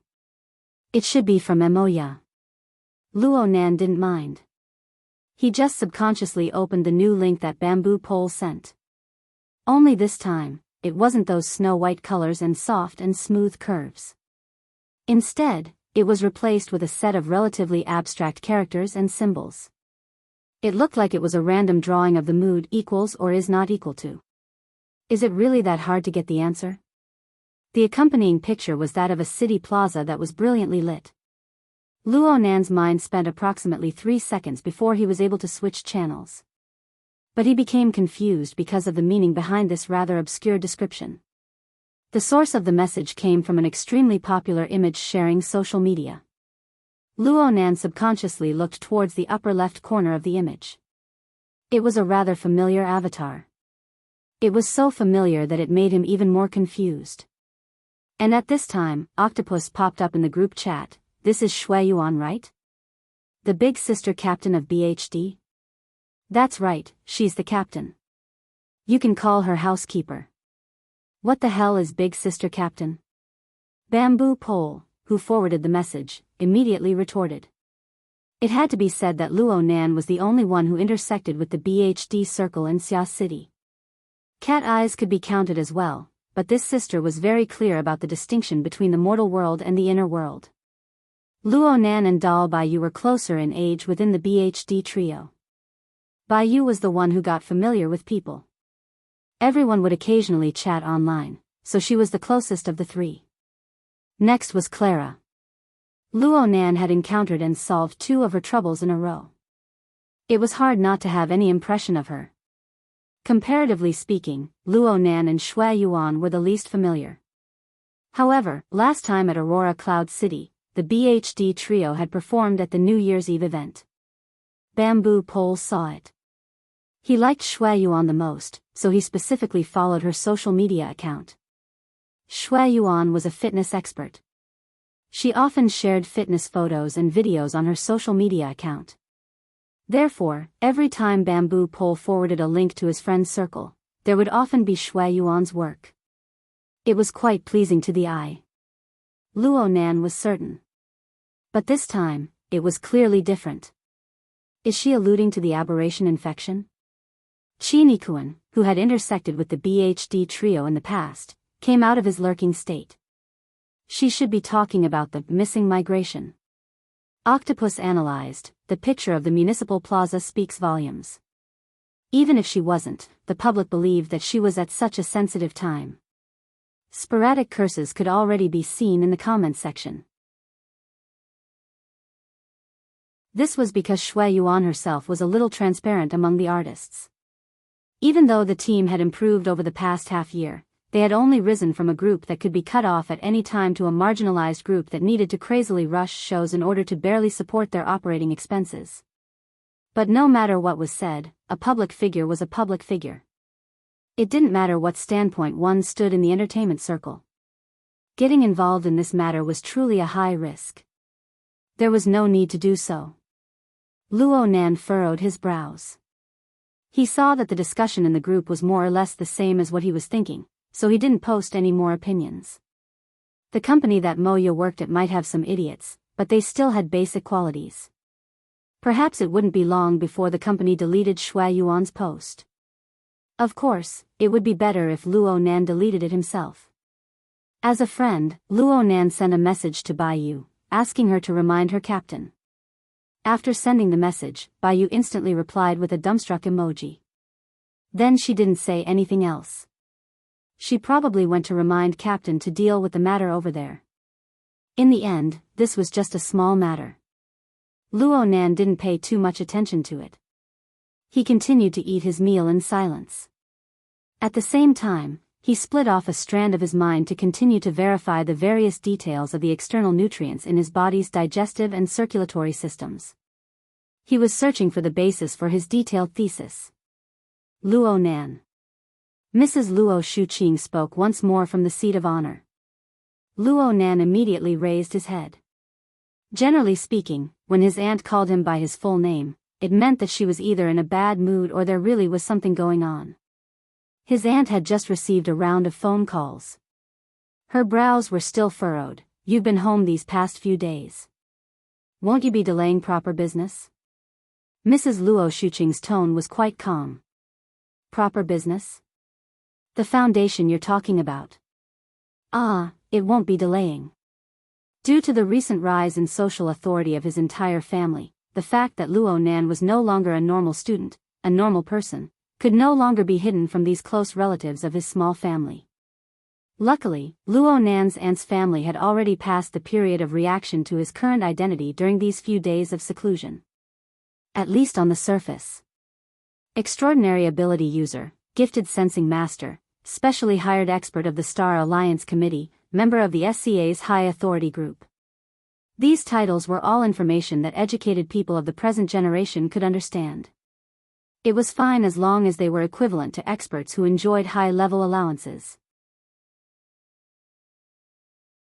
As for the youngest extraordinary, the one-way tour guide who warped space and time, the card master who was a soul hunter, the human-shaped killing machine with global positioning. There was no need to waste time explaining these things that even the members of the inner world couldn't accept. At the same time, Luo Nan felt that it was very necessary to give his family some relatively normal information. The Luo Nan and his friends' foundation was among the normal ones. It was enough as long as his family had a bit of vigilance. They wouldn't be easily taken advantage of and bullied by the enemy. The true security system still needed the Xia City branch. Most importantly, Luo Nan himself had to seriously arrange it. As for the government's security measures of authority, it was nothing more than a formality. With these considerations in mind, Luo Nan was happy to use his duck-like voice to say a few more words. The foundation is still in the preparatory stage.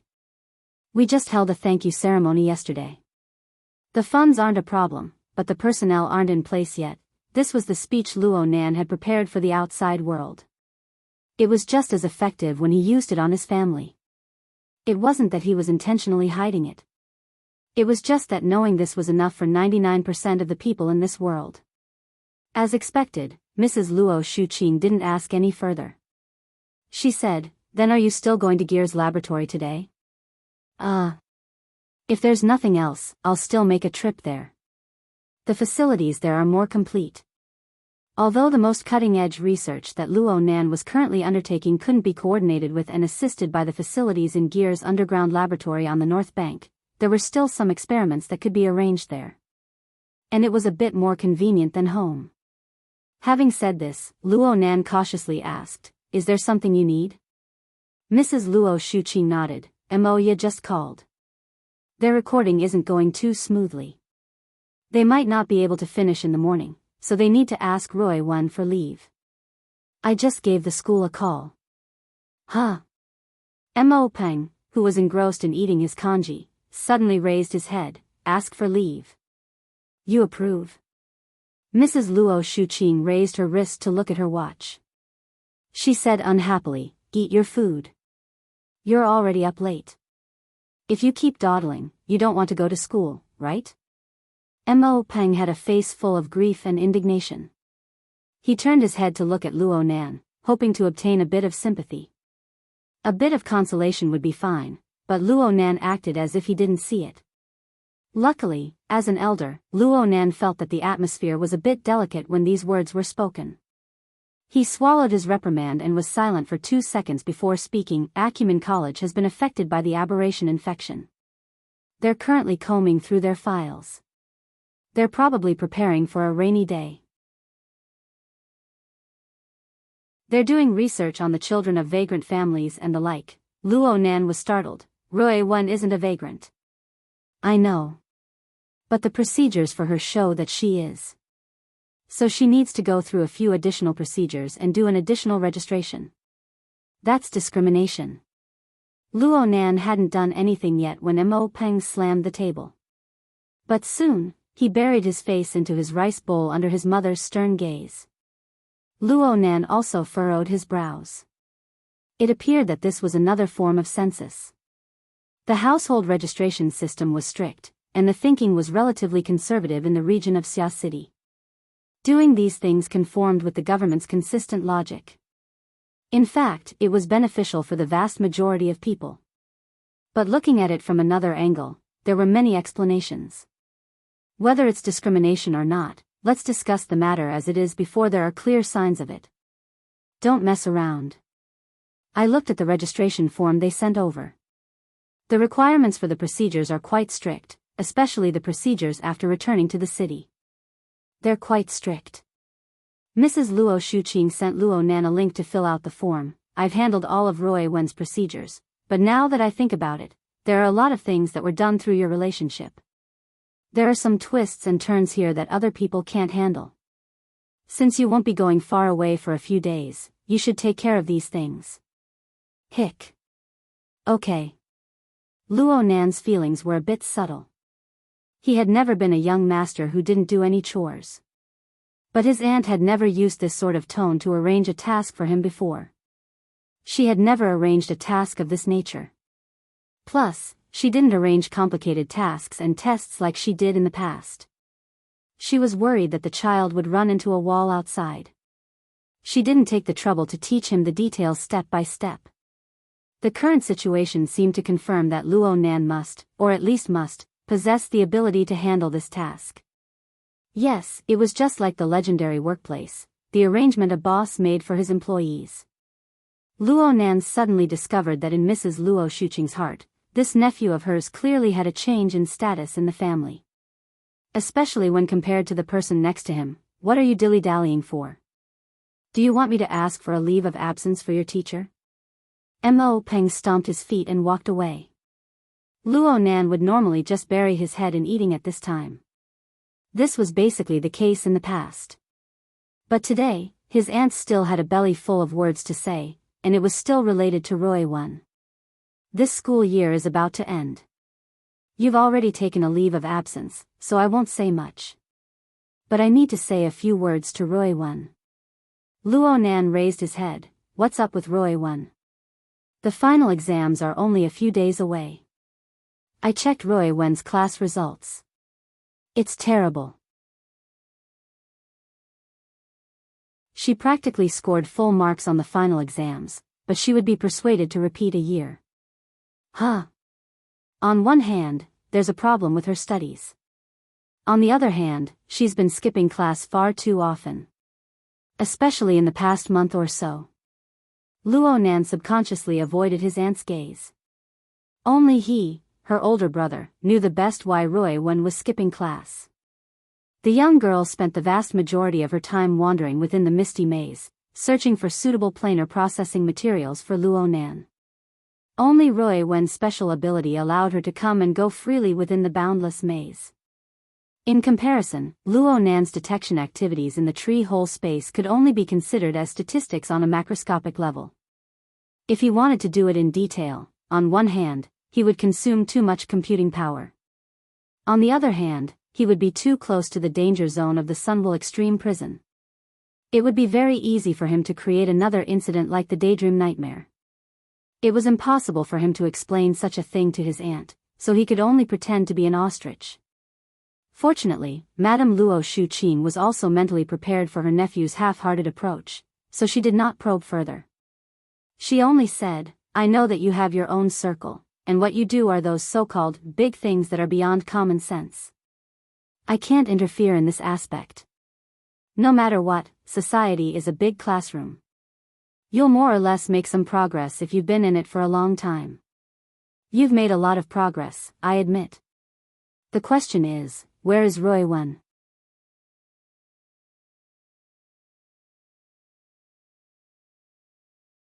Chapter 1109. What should he do about Roy Wen?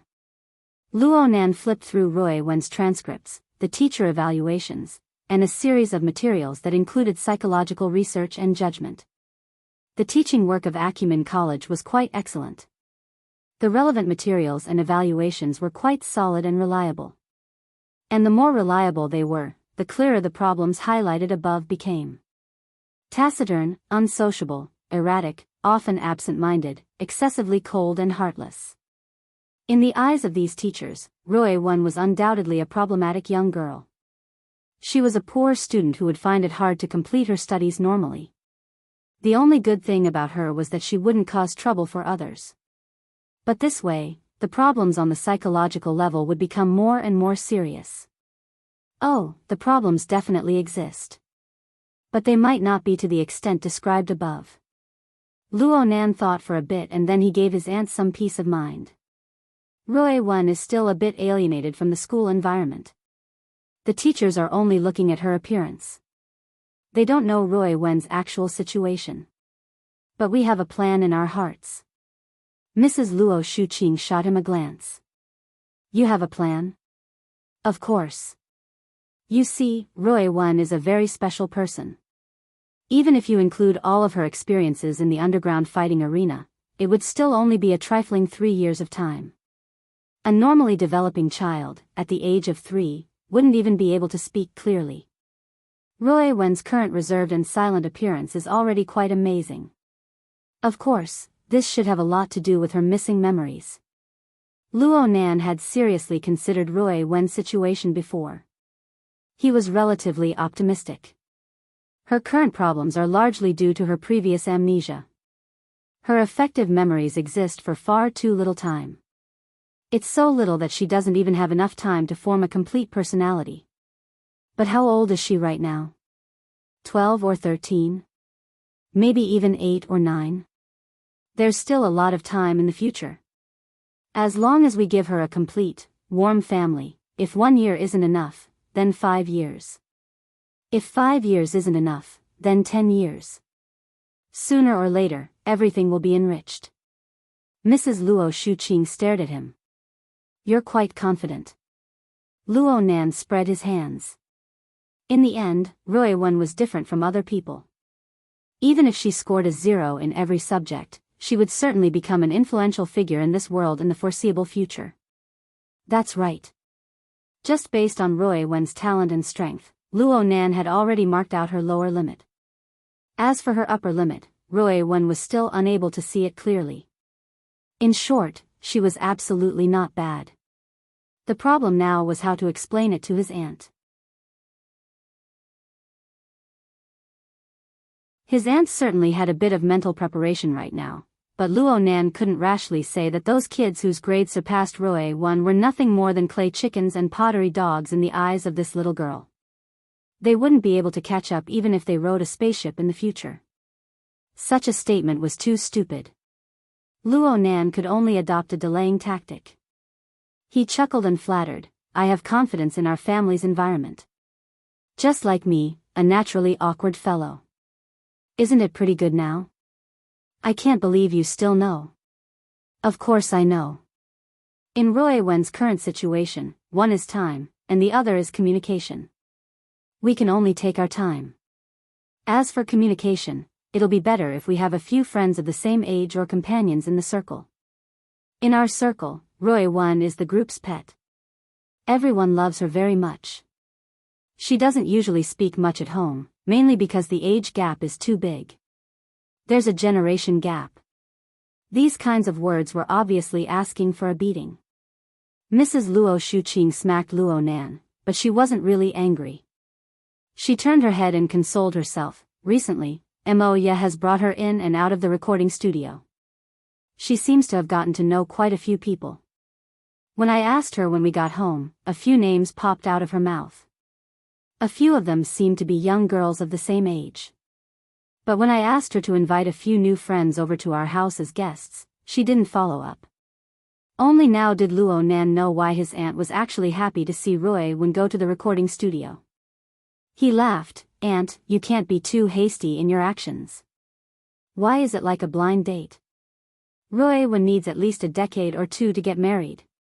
You've been training outside, but your mouth is getting more and more oily. Mrs. Luo Shuqing still wanted to give Luo Nan another slap, but she didn't do it in the end. Actually, I know that you and Ruowen are both capable people.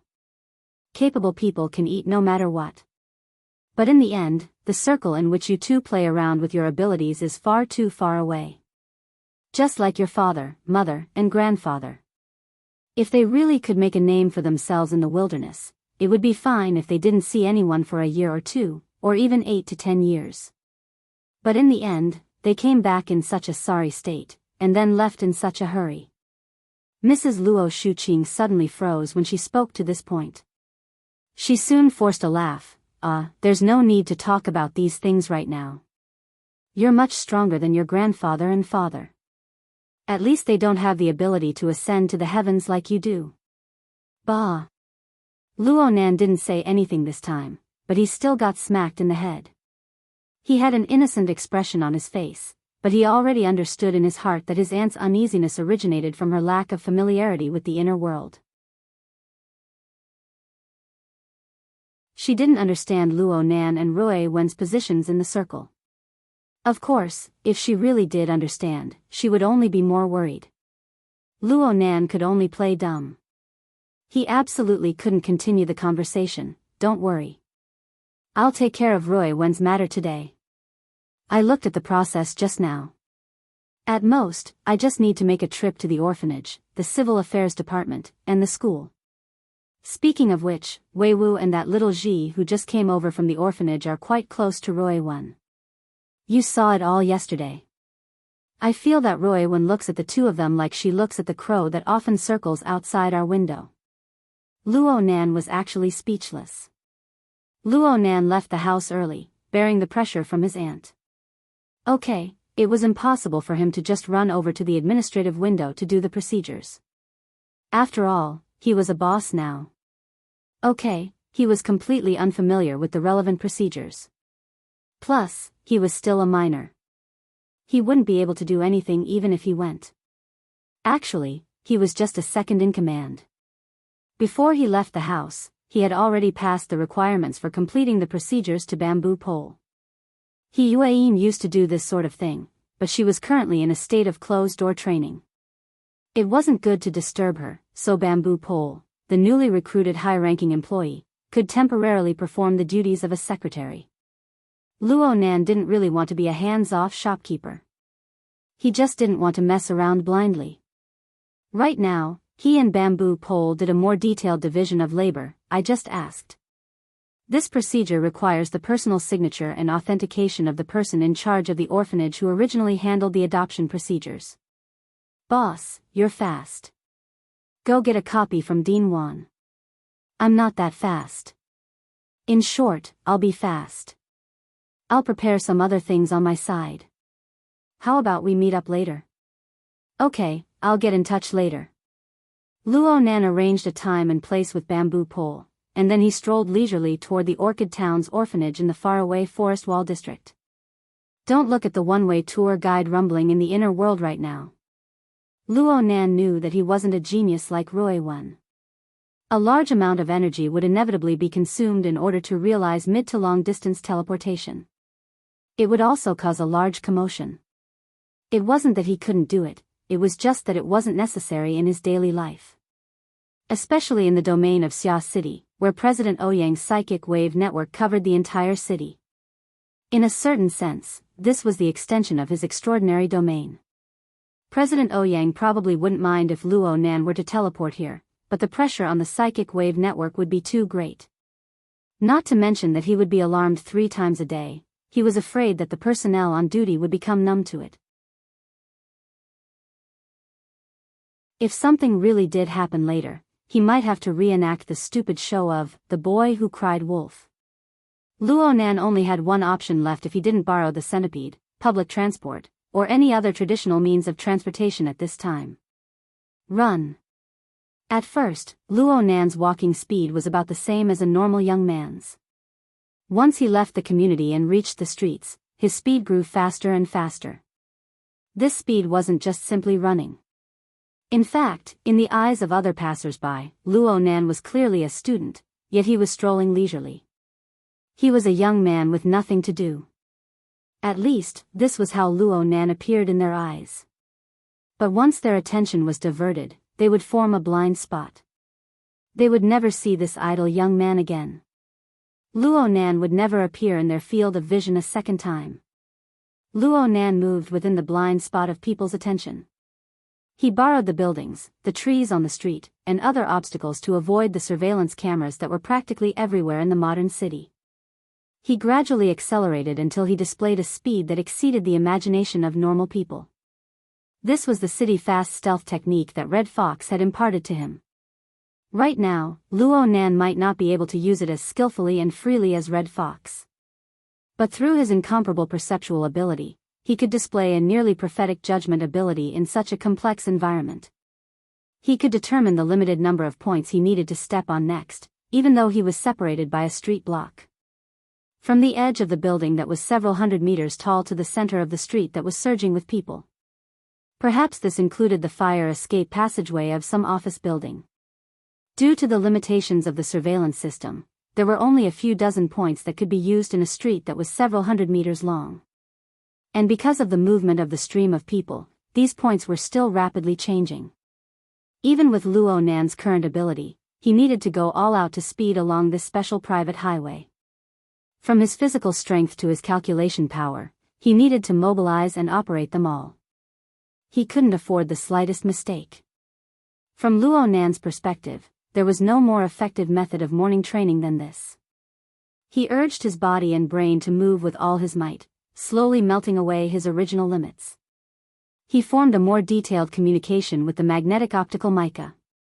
Through a perspective that didn't belong to humans, he observed and analyzed these changes. He researched and even experimented with more possibilities for development. Luo Nan was even able to feel the control lines of the magnetic optical mica slicing up the structure of his body and soul. There was also a certain subtle magnetization effect. This made every second different from the last. Perhaps everyone was like this in essence, but people like Luo Nan, who possessed a distinct trend of optimization, were few and far in between. With this speed, I should be able to reach the orphanage in approximately 40 minutes. But after I reach the Western District, I'll switch to the 100-knot bug. It will actually be faster. Luo Nan calmly evaluated and chose his route.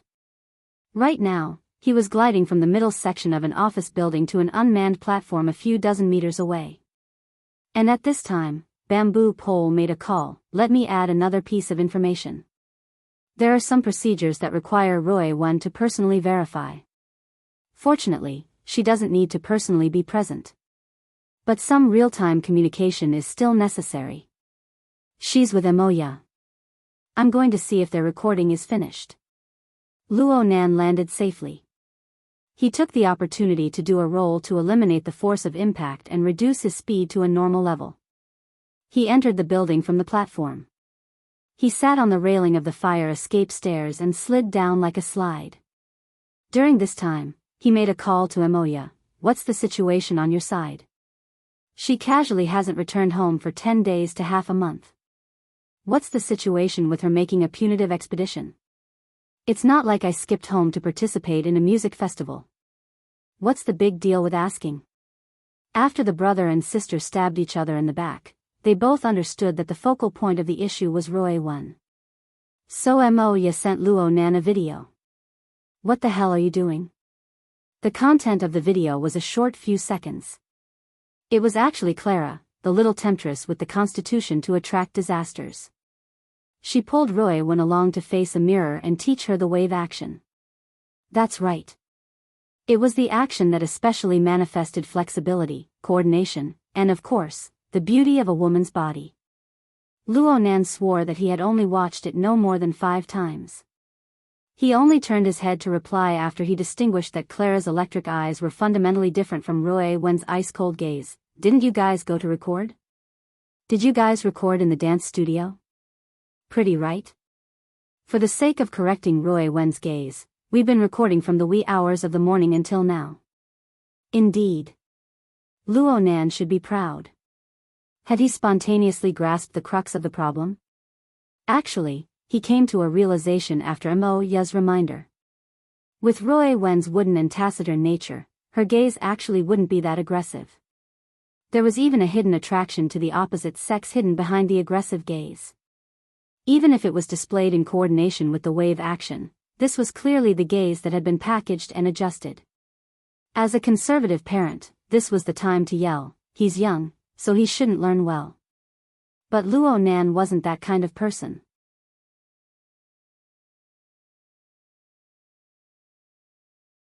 After a while, Moya also replied, "See. Roy Wen definitely has talent."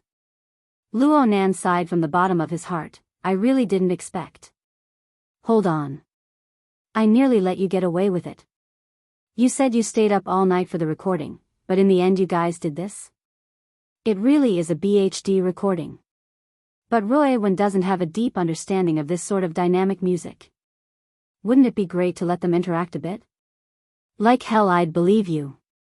Though he said this, Luo Nan admitted that this was indeed a very good start. Mrs. Luo Shuqing and Moya, this mother and daughter pair, really did have a level in the area of educating and inspiring children. Even though they didn't really get along with each other. "I'll send this to my aunt. Let her have some fun." "Don't. I'm sending it." "Luo Nan, you're dead for sure." Hee hee. Luo Nan turned his head to look at the second video after teasing her for a bit. Yep, it was pure admiration. But when he saw the tallest and most fit figure within the group of 4, his thoughts were evoked. He recalled the matter he had heard this morning. "Hey, since you guys are together, do you know if the tweet about Shui Yuan has been deleted?" "Oh, that. It's already been taken care of. This matter is very complicated. Don't get involved."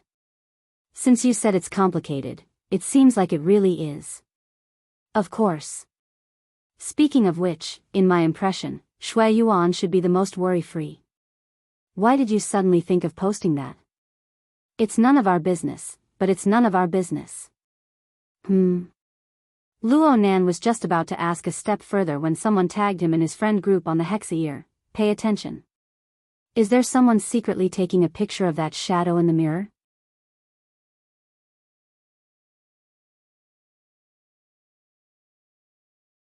Chapter 11:10. In other words, the same object was viewed by many people. There would always be some differences in perspective. Roy Wen's 2 videos sparked heated discussion in the friend group. The more people watched, the more details were dug out. The person who spoke was the professional bodyguard, Mr. Gouda. There was a large age gap between this retired soldier and the others in the group. He normally didn't speak much, but he was very sensitive to his profession. Later, he uploaded a video that had been intelligently edited. There was an eye-catching red circle circling the corner of the large mirror in the dance studio. There was a figure that wasn't all that clear, but it was real. The figure was hidden behind the half-open door. Clearly, Moya had inadvertently recorded this fellow through the reflection of the mirror when she was filming this video. Luo Nan frowned. He turned around and sent the edited video to Moya. "Can you recognize who this fellow is? Is he from your company?" Moya replied a few seconds later, "I can't really tell. Let me check. There should be surveillance cameras in the hallway. There really are some people in the company who send out internal videos in exchange for some cigarettes and alcohol money. Oh, it's also possible that he's an Enrich fan. If he can enter the company, then he really does have remarkable abilities." An Enrich fan. According to Luo Nan's limited knowledge, a small group like BHD didn't have any Enrich fans in the entertainment industry. But when they did, they were often extreme characters. Of course, they wouldn't commit murder or arson. If they truly had strong evil intentions, Roy Wen would be the first to find out. "Don't be careless. Let me know when you get the results." Luo Nan began to speed up once more. "I'll go help Roy Wen with the procedures." "What procedures?" Luo Nan gave a simple explanation. Moya chuckled on the other side, but she didn't say much. She casually sent Luo Nan a live video from the recording studio. From the video, it could be seen that whether it was Roy 1 or the BHD trio, their working conditions were quite good. Not a trace of exhaustion could be seen from their sleepless nights. Perhaps it was the dance exchange from before that made them all excited. Let it continue like this. Luo Nan restarted his morning exercise mode. Things went as he expected. After passing through the congested section of the city center, he rode the 100-knot bug and arrived at the Forest Wall district in less than half an hour. He saw the Lawn Town Welfare Institute hidden within the original mall. Luo Nan entered the entrance hall personally designed and built by Dean Wan and the children. He noticed that there were many unfamiliar faces in the rather modeled historical reception room to the side. Dean Wan glanced over from within the reception room. Luo Nan didn't say anything. He just pointed upstairs as a sign. He knew that the people in the living room all had serious expressions on their faces, but it was not a bad atmosphere of collecting debts, so there was no need to disturb them. The only thing that stood out was that Luo Nan saw. Di Weiwu was sitting upright in the room. Luo Nan could tell that he was having a hard time. Luo Nan had a few guesses when he saw this situation and thought of Bamboo Pole's report from this morning. He never thought that this wave of guests would be quite tactful. They took the initiative to say their farewells when they saw Luo Nan come over. Dean Wan didn't bother with pleasantries. He got up to see the guests out. Di Weiwu was the first to run out. He was so excited that he couldn't stop himself. He crashed into Luo Nan's arms. "Brother Nan, you must have skipped class." Luo, you are. You are. Di Weiwu wailed, "There are 2 more months. My life is going to be distorted. Take a look at Jia. I think he's a good role model." In fact, the vast majority of people yearn for that kind of educational opportunity. It's the vast majority of parents. Di Weiwu's unreasonable pestering amused quite a few people, including the departing guests. Dean Wan just nodded to Luo Nan. "You came a bit earlier than I expected. I just came to see if you signed it. If you're done, I'll just take it and leave. The hard copy is ready. But it looks like it needs to be verified online." "Wait a moment." "Okay. You do what you need to do. I'll give this kid Weiwu a lesson first." There was nothing wrong with this conversation, but the guests who were about to leave were a bit more sensitive. Someone asked, "Online signature? Do you need to go through the vagrant adoption procedures?" A relatively young woman stopped and revealed a smile to Luo Nan, "Classmate. You came by yourself to get the procedures? You're so amazing. Are you also a vagrant?" It had been a long time since someone had spoken to Luo Nan like this. The corners of his eyes twitched subconsciously. Yes, it must be because of his voice-changing period. Also, his chin had begun to grow a bit of a beard over the past few days. His face still looked too tender. Luo Nan had a good temper. He just laughed and shook his head, "I'm not." Then, he led Di Weiwu upstairs. The little fellow was pulled away, but he still turned his head to back up the conversation. "Brother Nan isn't a vagrant, but he takes good care of me." The woman didn't stop him. She just turned her head to speak to Dean Wan. "Mr. Dean, we aren't forcing the hospital to do anything. We just hope that everyone can assist us and do some thoughtful work. We want a child like Weiwu to get online and find his family. He won't have any regrets in life. We will also pay great attention to the privacy of the relevant personnel." "What's online?" Luo Nan had some doubts in his mind. He asked Di Weiwu, but he was afraid that the little fellow wouldn't be able to explain it clearly. He simply threw this question into his friend group. The friend group has almost become a work group these days. Bamboo Pole's ridicule was completely unconvincing in front of the nutritional products he forwarded. But this didn't stop him from doing proper business.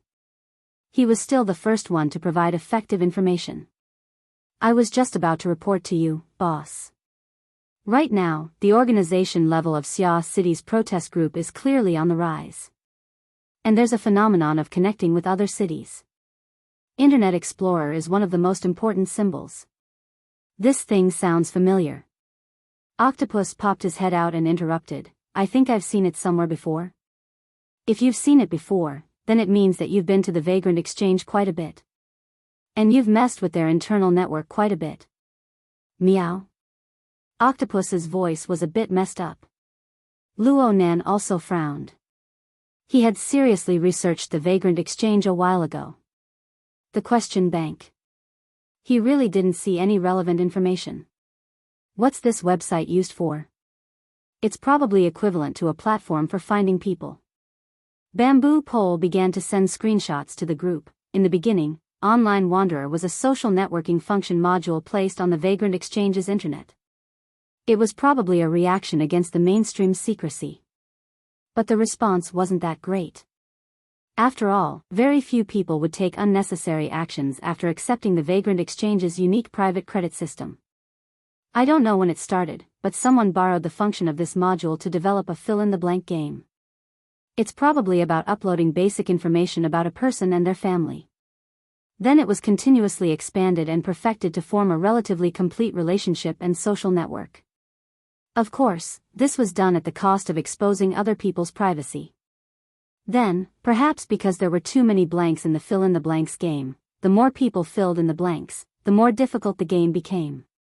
It seemed to be proof that a lot of unknown missing people had appeared among the vagrants who returned to the city, which aroused the interest and suspicion of many people. Gradually, the case started to spread. Recently, someone in whose city has launched an activity. They encourage all vagrants to upload information related to themselves and their relatives. This is to form a relatively complete network of relationships, so as to fully reveal the blanks in the network. Clearly, this wind has blown to Xia City. Octopus chuckled, the legendary missing immigrants and vanishing relocation. Luo Nan didn't know if Octopus remembered the conversation on the platform yesterday. Luo Nan looked at Di Weiwu and decided to let this kid go for now. After Luo Nan let Di Weiwu go, he replied in the group and asked, whose city? Bamboo Pole responded, Xia City should be fine. There are some cities inland. Don't doubt that I'm talking about whose city.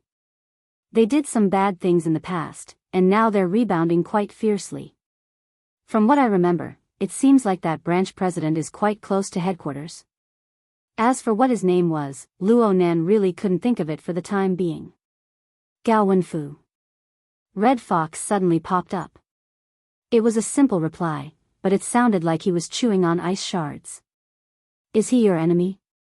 Papercut followed closely and asked in passing.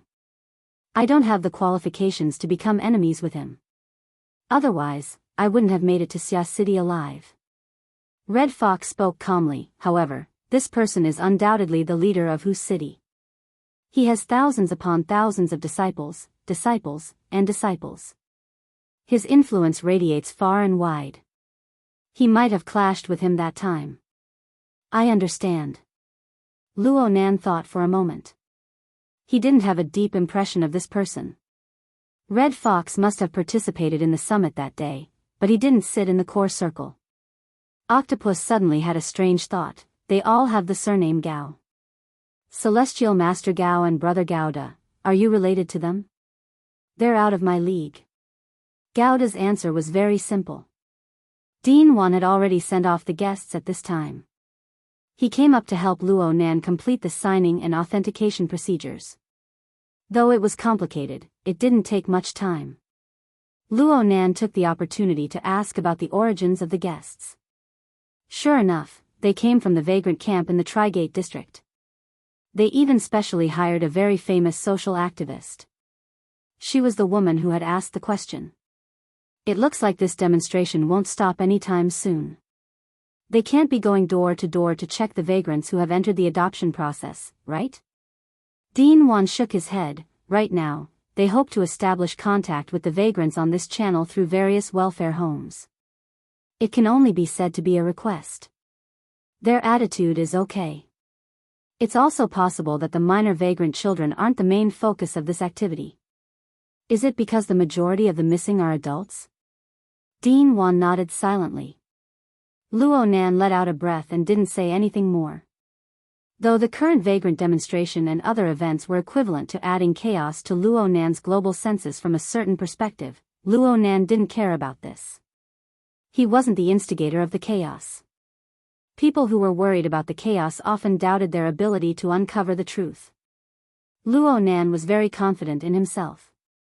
Thank you, Dean Wan. I'm going to continue with the procedures. Wait a moment. Huh? Dean Wan stopped Luo Nan. He took out a ball-shaped object from his pocket and handed it over. This little toy was a bit like the incense basket used in ancient times for incense. It was perfectly round and its surface was a hollow structure. It was extremely detailed, but there weren't many patterns that could be discerned. The veined patterns were relatively abstract. Luo Nan couldn't see the material. He held it in his hand and pinched it. It was quite hard, but the luster of its surface structure made it seem like it would break easily. What's this?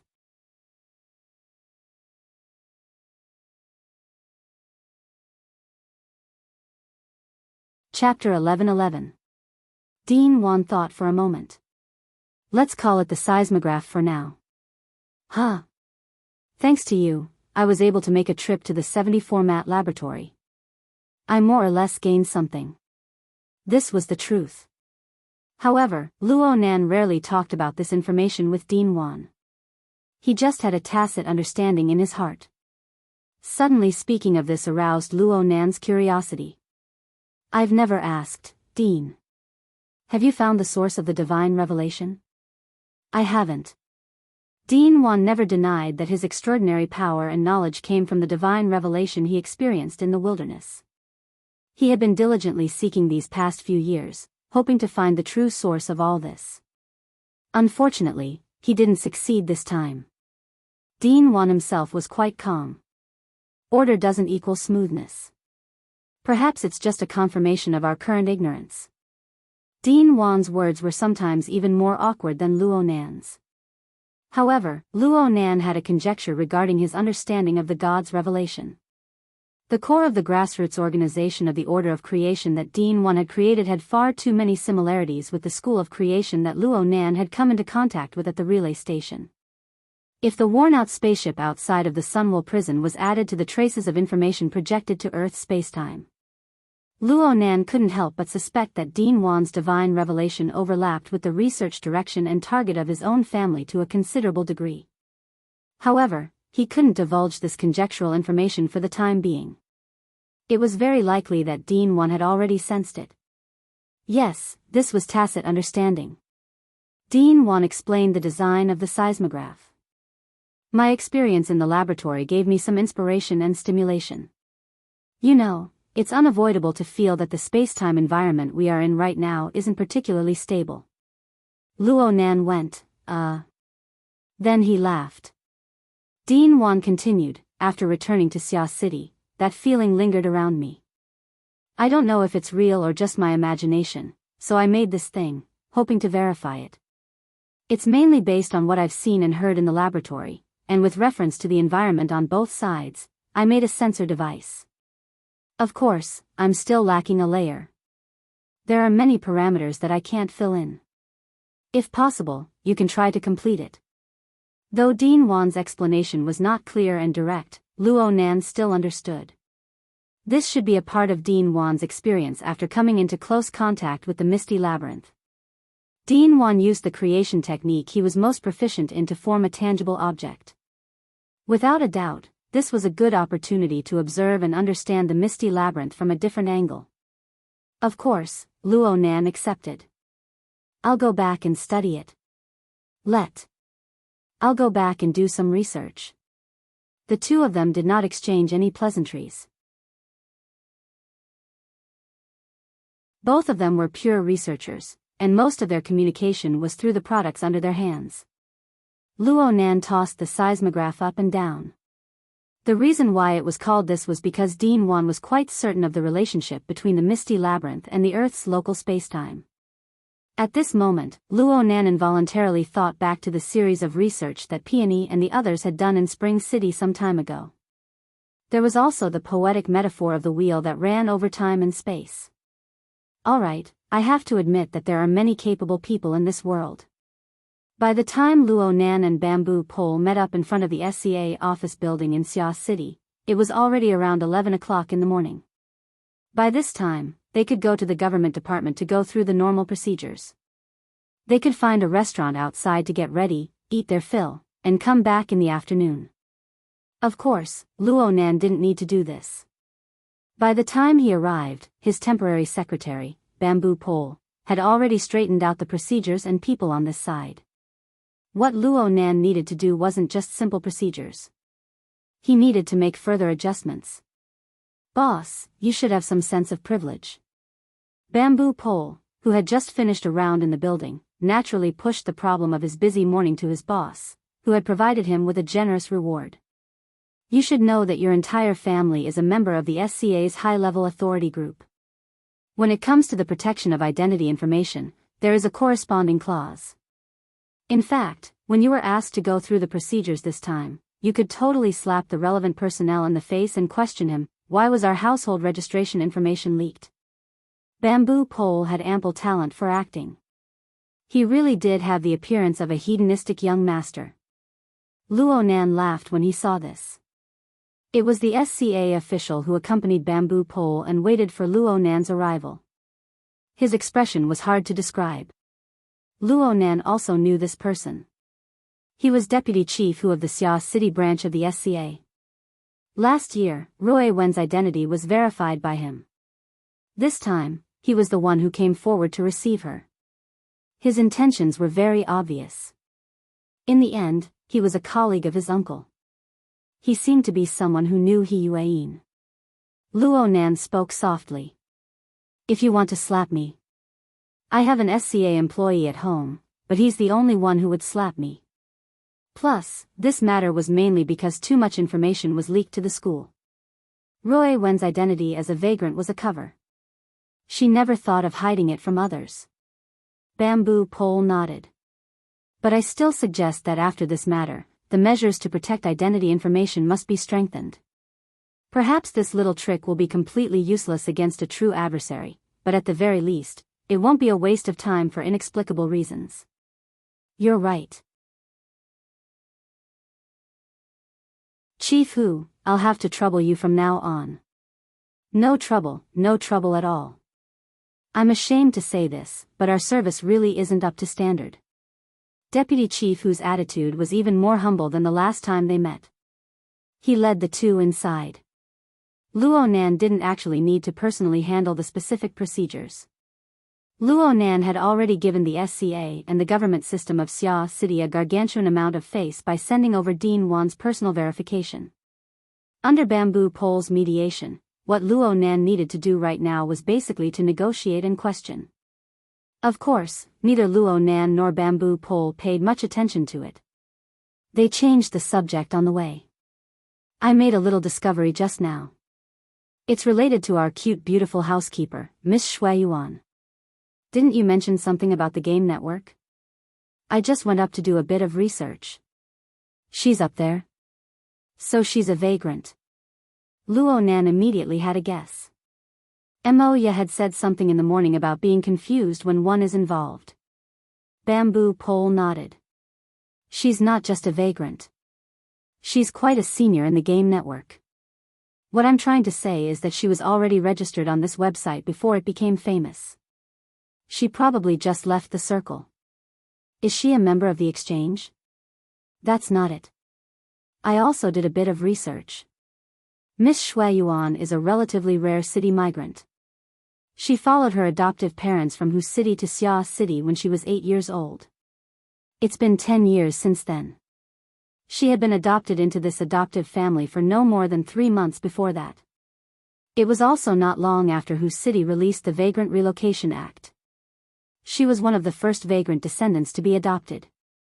Due to the fact that the procedures weren't complete back then and the fact that she was moving across the city, her vagrant identity was never revealed until now. It sounds quite complicated. It's just that it was complicated back then. Bamboo Pole spread his hands. Actually, the reason I'm telling you this is because if I can dig up her background, then others can too. Actually, I just casually looked up some information when I was drinking coffee in Chief Hu's room. I didn't even use any technical methods. Huh. See. Shui Yuan's vagrant identity isn't exposed. Once exposed, the trouble will definitely escalate. Bamboo Pole's judgment was still ringing in Luo Nan's ears when something happened over at BHD. And the funny thing was that Luo Nan didn't find out about this from Mo Ya or Roy Wen. Instead, he found out about this from a hot topic on social media. A short video spread across many popular social media platforms in Xia City. It quickly became popular and eventually activated Bamboo Pole's network sniffing and capturing mechanism, allowing the video to enter his database. Soon, the two people in charge of the Xia City branch of the SCA were left dumbstruck by the sudden explosion of the video. The place where the video was taken should be the office building where Ming Tang Culture was located, and the person filming it was most likely a paparazzi reporter. The reason they said so was because they had no idea where they got the news from. They blocked the elevator entrance and accurately captured the BHD team. From the video, it could be seen that the paparazzi were clearly heading for Shui Yuan. Their mouths were full of words like vagrant, protest, mutant infection, quarantine policy, and other words that had nothing to do with the entertainment industry. The questions they asked weren't up to par. They just picked out the most exciting things to say. Look at the trio from BHD, especially Shui Yuan's reaction. What kind of reaction could she have? The trio from BHD, who had just made some progress from being an amateur, had never seen such a spectacle before. Their beautiful faces turned pale for a time. They retreated and were completely blocked inside the elevator. But in the next moment, the people at the very front of the crowded elevator entrance all lost their balance for some unknown reason. Some fell forward, some fell backward, and a large number of people fell. And on top of the bodies that fell all over the floor was Roy Wen. It was without a doubt Roy Wen. It was unknown when she arrived at the front. She was the first one to break through the crowd from the elevator. She crossed the chaotic area on the ground and led the trio from BHD, as well as Mo Ya and the others, to quickly break through the encirclement. No, it wasn't accurate to say that they broke through the encirclement. They simply swaggered off. What's going on? Luo Nan was a bit stupefied. No wonder the internet was exploding. When celebrities from all walks of life were interviewed, all sorts of dark histories emerged one after another. But most of the time, there were filters, inappropriate statements, covert insults, and so on. It was truly unheard of for someone to overturn more than 10 people at once and swagger off like that. If it was a bodyguard, then it would have been fine to rely on brute force to commit murder. But the one who made a move in that instant was a little girl who looked to be a few years younger than the trio from BHD. What's going on? Luo Nan found Mo Ya's number and called her. He actually couldn't get through twice in a row. When he finally got through with great difficulty, he was showered with these words.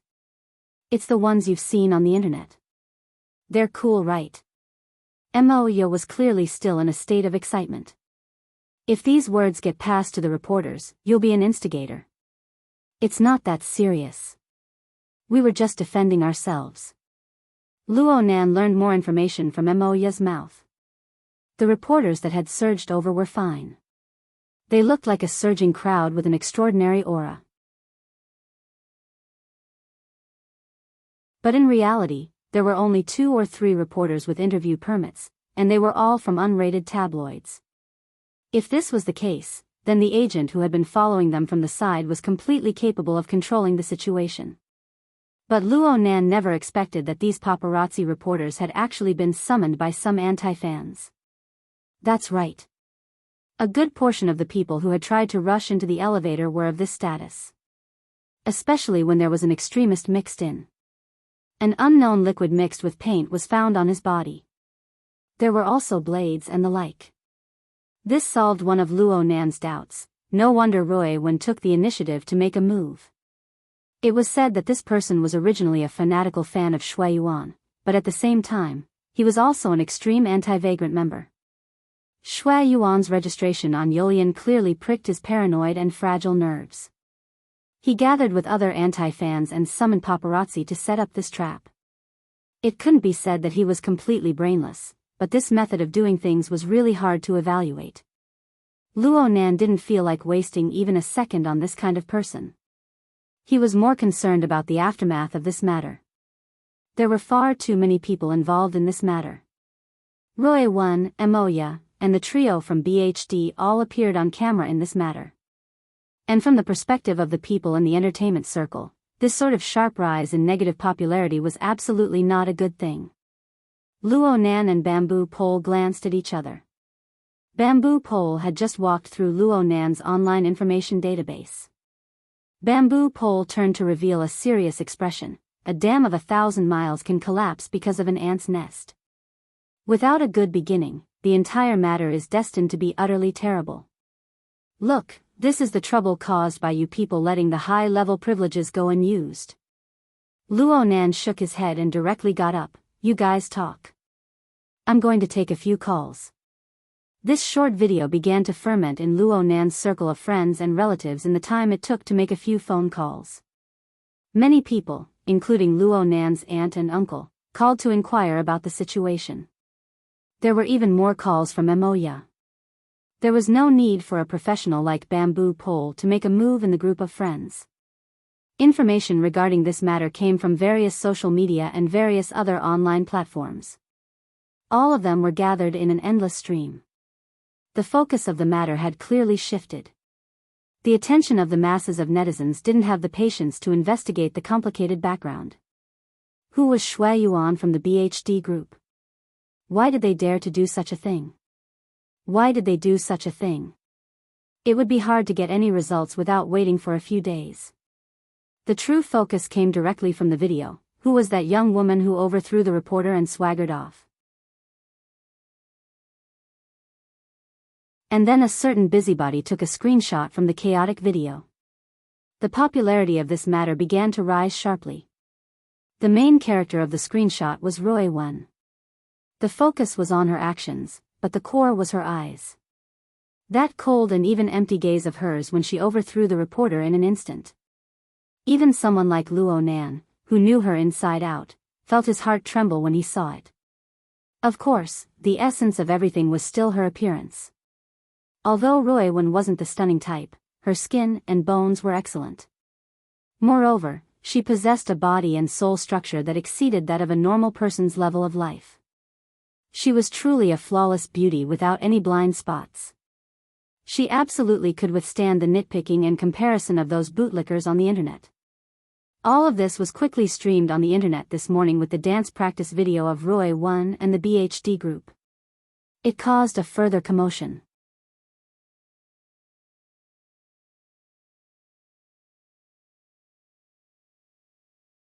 Chapter 11-12. Is this a publicity stunt? The amount of information about the demon-eyed woman on the internet had been fluctuating, but it maintained a certain level of popularity and did not stop for a few days. As a result, Zhang Yingying, who had been concentrating on the godson raising technique, couldn't help but wonder and sigh when she handed in her homework. Don't you have a limit? This isn't normal. The general public would only find it abnormal if there's a restriction, right? Zhang Yingying was quick-witted and immediately grasped the key point. You're letting this go? It's just tacitly allowing some people to add fuel to the fire. Understood. Protect that long-legged snow garden and divert the public's attention. No wonder Mingtang Culture's statement was so vague. That makes sense. Otherwise, you guys might as well just leave the SCA's high-clearance group. It's useless. Speaking of which, you guys are throwing Roy 1 out to attract firepower. It's alright. The comments online about Roy 1 are relatively neutral. We've also asked for her opinion. Roy 1 doesn't really care about such things. Instead, she's been practicing with Shui Yuan and the others for a longer period of time. In reality, this wasn't a big deal. The storms of the secular world couldn't affect them at all. At least, a considerable number of people thought so, including Zhang Yingying. The problem was, it wasn't just the secular world. The news had also caused ripples in the inner world. It had only been a little over half a year since the big incident of Miss 2 out of 1,000. She could have become a world-class tycoon in a single leap, but in the end, she had fallen into the so-called trap of opportunity of an extraordinary. This incident was still fresh in many people's minds. Needless to say, Luo Nan was one of the main characters of this incident. He was currently setting off a tsunami of impact in the world. The combination of legend and gossip was so perfect that it was hard not to attract people's attention. You have to pay attention. I heard from the boss that the Starry Sky Club has already received several rounds of inquiries regarding Roy 1. They're using the same old trick of 2 out of 1,000. They're probing and provoking. Yes, I know. They want to bind Raven to the value of the deep blue world, as a key to open the door. Well, actually, I'm a key too. Luo Nan began grading Zhang Yingying's homework. He wasn't interested in this matter. In fact, he received the news earlier than Zhang Yingying. After all, he was a member of the Starry Sky Club in name. Key? I understand. Zhang Yingying sighed. What an annoying label. It's all over your head. Right now, there are many people, and it's not just those from the deep blue world, who are trying to stick labels on Luo Nan. This isn't completely intentional. They are facing an object that they are temporarily unable to understand, and they are unwilling to pay the cost of time. Sticking labels and making definitions is the most worry-saving. The problem is that there are people taking advantage of this trend to add fuel to the fire. This is quite troublesome. What was even more troublesome was that these messy labels, if they had a unified prefix or suffix, they would eventually be locked to something like keys. It would be useless to tear them off later. For example, the key to crack the new plane. The key to breaking the source of the mutated infection. It could even be the key to unraveling the secrets of the deep blue world. The key to unlocking the limits of human evolution. Of course, it was also entirely possible that it was the key to opening Pandora's box, the key to breaking the current order of human society, and so on. In short, they were all keys. Luo Nan had been in a special position ever since the Pacific Ocean Summit. He was the crux of everything, but he was also the key to everything. At least this was the impression he gave others.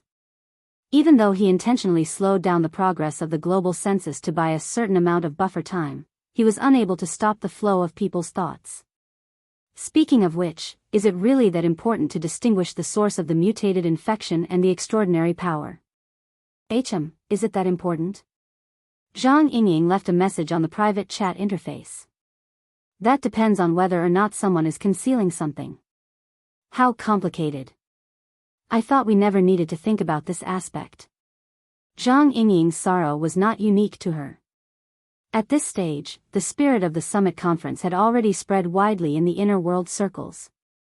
Even though the possibility of everyone suffering from the mutated infection was extremely small after the awakening of their extraordinary powers, people still needed to pay attention to this important development at all times. Whether it was the source of radiation or the trend line, these concepts seemed understandable, but they were complex and unfathomable. They all announced that the world they lived in was undergoing rapid changes. They needed to work hard to adapt. However, a considerable portion of people still followed the trend and advanced. If we don't do well, we'll become the enemy of the entire world. Think on the bright side. The entire world might be convinced. There are far too many inconceivable things on Earth. There's no need to talk about it in the universe. Let's talk about what's happening right now. Who would have thought that you, Sister Yingying, would walk the path of a breeder and never return? Protruding. I'm praising you. Luo Nan's attitude was very sincere. This was because the homework Zhang Yingying had handed in, or more accurately, the dumb sand breeding diary, was getting better and better. She was already quite clear about the special aggregation mode of dumb sand, which seemed to be an accumulation of sand. She even began to suspect that this aggregation mode was a reflection of some sort of external structural state. That's right. Dumb sand was highly related to the magneto-optical mica. Though the magneto-optical mica was rapidly growing in the past few days, and the disturbances it brought to dumb sand were a bit too frequent, Zhang Yingying was able to capture this abnormality under the premise that she was severely lacking in information. She was able to form an accurate judgment. This was quite amazing.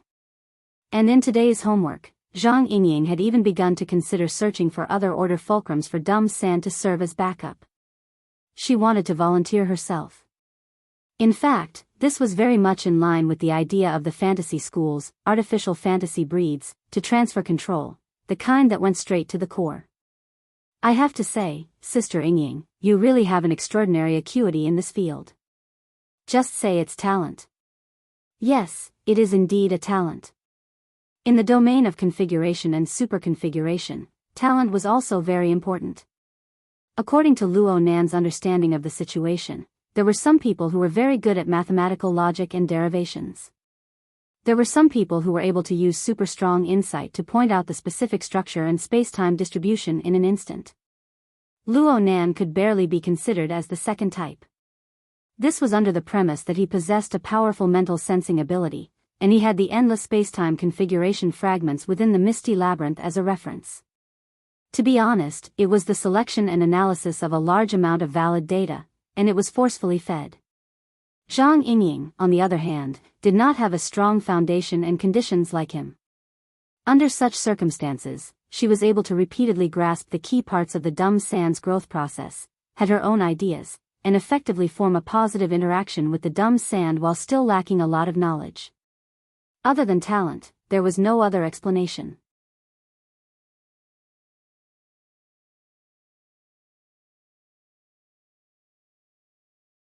Chapter 11-13. Forgive Luo Nan for being biased. From his perspective, White Rainbow was an innate ability that had yet to push Zhang Yingying to B rank. There was no way it could be mentioned in the same breath as her outstanding talent in configuration and superconfiguration.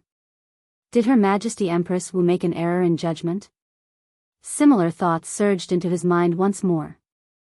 Luo Nan did not use the fact that Earth lacked configuration before he came into being, especially the theory of superconfiguration.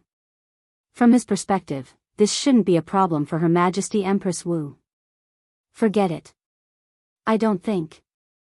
Luo Nan had already graded Zhang Yingying's homework and discussed a few specific details. In the end, he asked, "Do you want me to open up an experimental area for you in the Bloodwill Rings fortress?" Huh. I see that you've already begun to consider the problem of a simple configuration systematic aggregation, but you don't dare to perform overly extreme experiments on dumb sand. Then you'll need to find another suitable target. Zhang Yingying used exclamation marks to express her emotions. Are you going to use the people of the branch as lab rats? Are you going to bring the Bloodwill Rings fortress to life? Just from this question alone, it could be seen that Zhang Yingying had a plan in mind. She had captured Luo Nan's train of thought. It shouldn't be too difficult to use the Bloodwill Ring as a basic unit to create a simple consciousness system. After all, the structure of the Bloodwill Ring is simple, and the investment in soul strength is limited. There won't be any problems. Luo Nan was certain in his mind. Right now, the fortress has more of a creation component. The flavor of fantasy is too light, and it's a relatively shallow application. It's a bit of a waste of resources. Also, it's easier to filter out people like you, Sister Yingying, who possess the gift of configuration and superconfiguration. The chances of this are small, but there's no way to go wrong with this. Do what you want. Zhang Yingying decisively gave up on her plans to investigate further. In this domain, Luo Nan was the authority of authority. Yes, wrong. In this domain, he was the only authority on Earth. No one could compare to him. She would just do whatever Luo Nan said. Then I'll start making preparations. Luo Yanwei, tell President Ouyang, Gao Tianshi, and the others. They've been very tight these past few days. I don't want them to treat me as a spy because of a miscommunication. There were quite a few ability users in Xia City, especially those with fleshly bodies. It was better to use the psychic wave network to construct the Ring of Bloodwill. Recently, the branch had been researching the connection between the psychic wave network and the ring of blood will. Luo Nan responded with a grunt, then he asked curiously, President Ouyang, why are you so nervous? You don't know? Mo La, who came over to visit his family, has been going in and out of the psychic wave network. He seems to be doing some tests. With such a top-notch assassin beside you, no one would have a good time, right? Can't we just chase her away? The problem is that President Ouyang also wants to take this opportunity to improve the infrastructure of the psychic wave network and upgrade it. That's up to you. Speaking of which, you really don't take it seriously. Luo Nan replied with a puzzled emoji. Don't think that just because you brought out the name of a global census, others will look at the whole world like you. That Mo La and many others might think that you are trying to divert the attention. Now, if you stop at any place for too long, someone might suspect that there's something wrong with that place. There's already a rumor outside. You're talking about the new plane, right? I don't care what other people think. Besides, their thoughts can't be wrong. Sigma degree, retract. Retract. Retract the information. Didn't you see the research results of Professor Wu Zunliang and Peony's team? Huh. I can't say that their research has touched upon the essence, but I rather approve of the general trends and phenomena. Pure research is really great. If the matters of the world could be dissected and solved in this way, then it would be super simple and super blissful. Bullshit. Don't be so sour. For the sake of doing research, this sister's hair is falling one by one. Zhang Yingying directly used voice to complain. Reclamation seems like something that happened in my previous life. The so-called reclamation was playing the 10 days in the wilderness game. For a heavy player like Zhang Yingying, this was quite hurtful. Luo Nan said in passing, I'm really going to reclaim the wilderness tomorrow. When I come back, everyone can go to Frost River Reality and relax. Isn't the expansion pack coming out soon? Huh. Zhang Yingying quickly came to a realization. You're going to the wilderness? For what? To sweep a grave. In the blink of an eye, it was close to the weekend. According to Luo Nan's plan, he was preparing to go to his mother's burial ground in the wilderness on his solar birthday, the day of his mother's death. This was something he had been brooding over ever since he became sensible. He really didn't have the ability or the conditions before, but now he absolutely couldn't miss this opportunity. According to Luo Nan's plan, his schedule would quickly become packed after sweeping the grave. Whether it was the global census or some other work, they would all take up a large amount of his time. Before this, he felt that he should communicate with Roy Wen. Okay, it was his aunt who pulled him by the ear. She wanted him to care about the mental health of his little sister, who was at the heart of the struggle. It was obvious that Roy Wen had been excessively cold and calm these past few days. This made his aunt more and more unable to grasp the little girl's thoughts. Frankly speaking, Luo Nan didn't really understand. So, after grading Zhang Yingying's homework, Luo Nan turned around and went to Roy Wen's room, the small room at the end of the corridor. Roy Wen, I'm coming in. Everyone's sensory abilities were extraordinary. This greeting was just out of courtesy. Luo Nan directly pushed open the door and entered as he spoke. Though it was already night, the lights in the room weren't turned on. Roy Wen was used to the silence of the dark. Normally, when she was at home, she would just stare blankly in the corner of her room. Right now, this sort of time was becoming less and less frequent. This was because the majority of her energy was placed on exploring the misty maze. Roy Wen's gaze fell upon Luo Nan's body the moment he entered the room. It was like a corner of the starry sky under the serene curtain of the sky, seemingly dark yet bright. After a brief pause, a faint blue light replaced the room. It was the light of the virtual work area. Today I've discovered something. Huh? Luo Nan discovered very awkwardly that it would be very difficult for him and Roy Wen to have a heart-to-heart talk to continue. The reason was none other than that Roy Wen wouldn't pour her heart out to him. Comparatively speaking, Ink and Jerry were both a bit stronger than him. In his memories, Ruo Wen's long sentences, especially those that were idle chatter and lacked a purpose, often appeared in her conversations with these two inhumans. On Luo Nan's side, her recent focus was completely placed on the exploration of the usable domain and plane fragments within the misty maze. What was displayed at the exit just now, as well as what was displayed in the virtual work area, were the reports of the exploration results.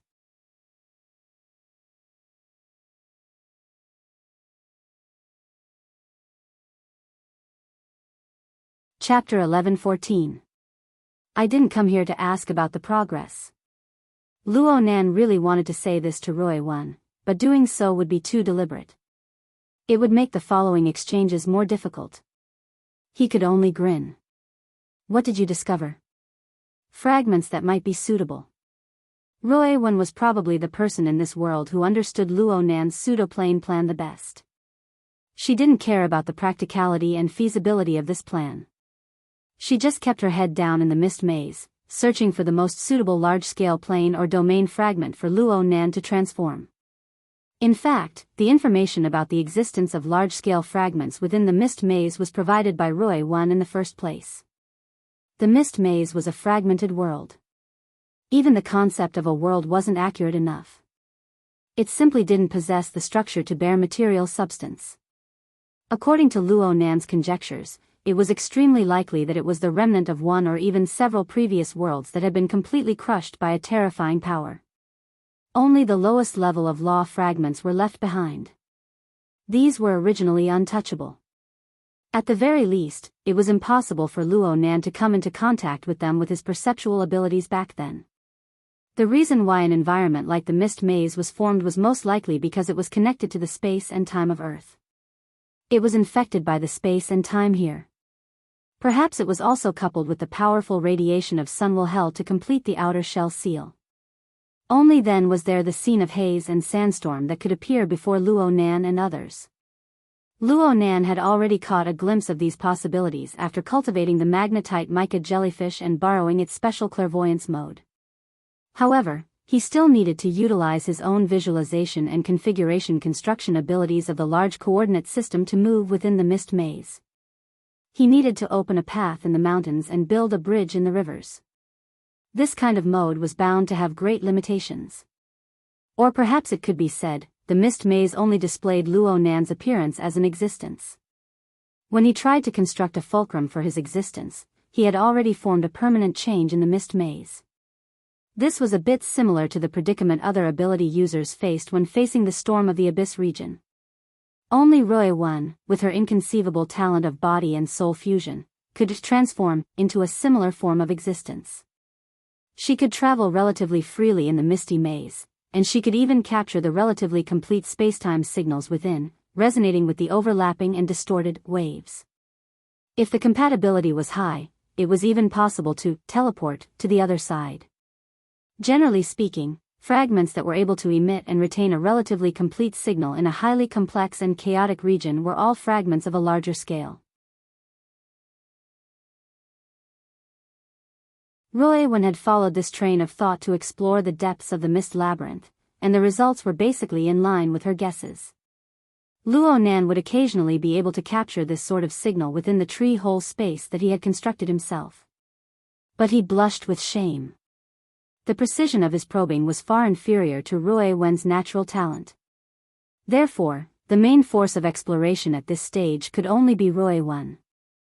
Frankly speaking, the process of Ruo Wen's perception, resonance, matching, and even teleportation was hard for Luo Nan to understand with his current level of understanding. He only knew that there were certainly risks involved. Ruo Wen would suffer minor injuries from time to time during the exploration process. It seemed that the degree of matching and resonance wasn't enough, and the forceful teleportation was the result. For this reason, Luo Nan gave orders to Ruo Wen, telling her to avoid impatience. At the same time, Luo Nan treasured the results of Ruo Wen's exploration very much. Every time, he would thoroughly research and completely deny the feasibility of the modifications. Only then would he stop. Today's sigh. Let's take a look first. Roy Wen gradually changed her method of communication due to her relatively poor ability to express herself. She no longer reported verbally. Instead, she used the notes she had prepared beforehand. It was very clear that Roy Wen had absorbed Luo Nan's note-taking methods in recent times. The presence of graphics far exceeded that of words within the contents of the notes. It was just that Roy Wen's note-taking abilities were built upon Luo Nan's solid foundation in sketching. Roy Wen's notes looked much more simple and unadorned. All right. If Luo Nan didn't have a relatively complete understanding of the terrain of the Misty Labyrinth, it really wouldn't have been an easy matter to understand. Luo Nan scratched his head. He temporarily pushed aside the idea of how to communicate with Roy Wen. He did his best to translate the information that Roy Wen was trying to reveal from the concise graphics. You've made progress in drawing. Luo Nan first gave a word of praise. This wasn't a false statement. Roy Wen really had begun to feel a bit like drawing. At the very least, there was a set pattern. It was just that the structural model of the work area was a bit too simple. Also, why did the virtual work area lag one after another? This caused the graphics that Roy Wen drew to look a bit awkward. Hold on. This was an animation. Luo Nan captured the continuous changes in the graphics during the lag process. He was actually a bit pleasantly surprised for a time. It was rare for Roy Wen to ponder over some other ideas. Her train of thought was clearly becoming more and more lively. But then he was puzzled. It must be said that the drawing software that Roy Wen used did indeed have an intelligent animation function. It could automatically complete an animation trajectory after a limited set of settings. But it wasn't professional enough. It was fine if it was used for a normal business demonstration, but it didn't seem to fit well with this sort of schematic diagram. But no matter how unsuitable it was, it shouldn't have lagged, right? Could it be that the enterprise-level computing chip he bought for Roy Wen was a defective product? Luo Nan was now an engineer with professional insight after going through Worker Zhai's long-term tutoring.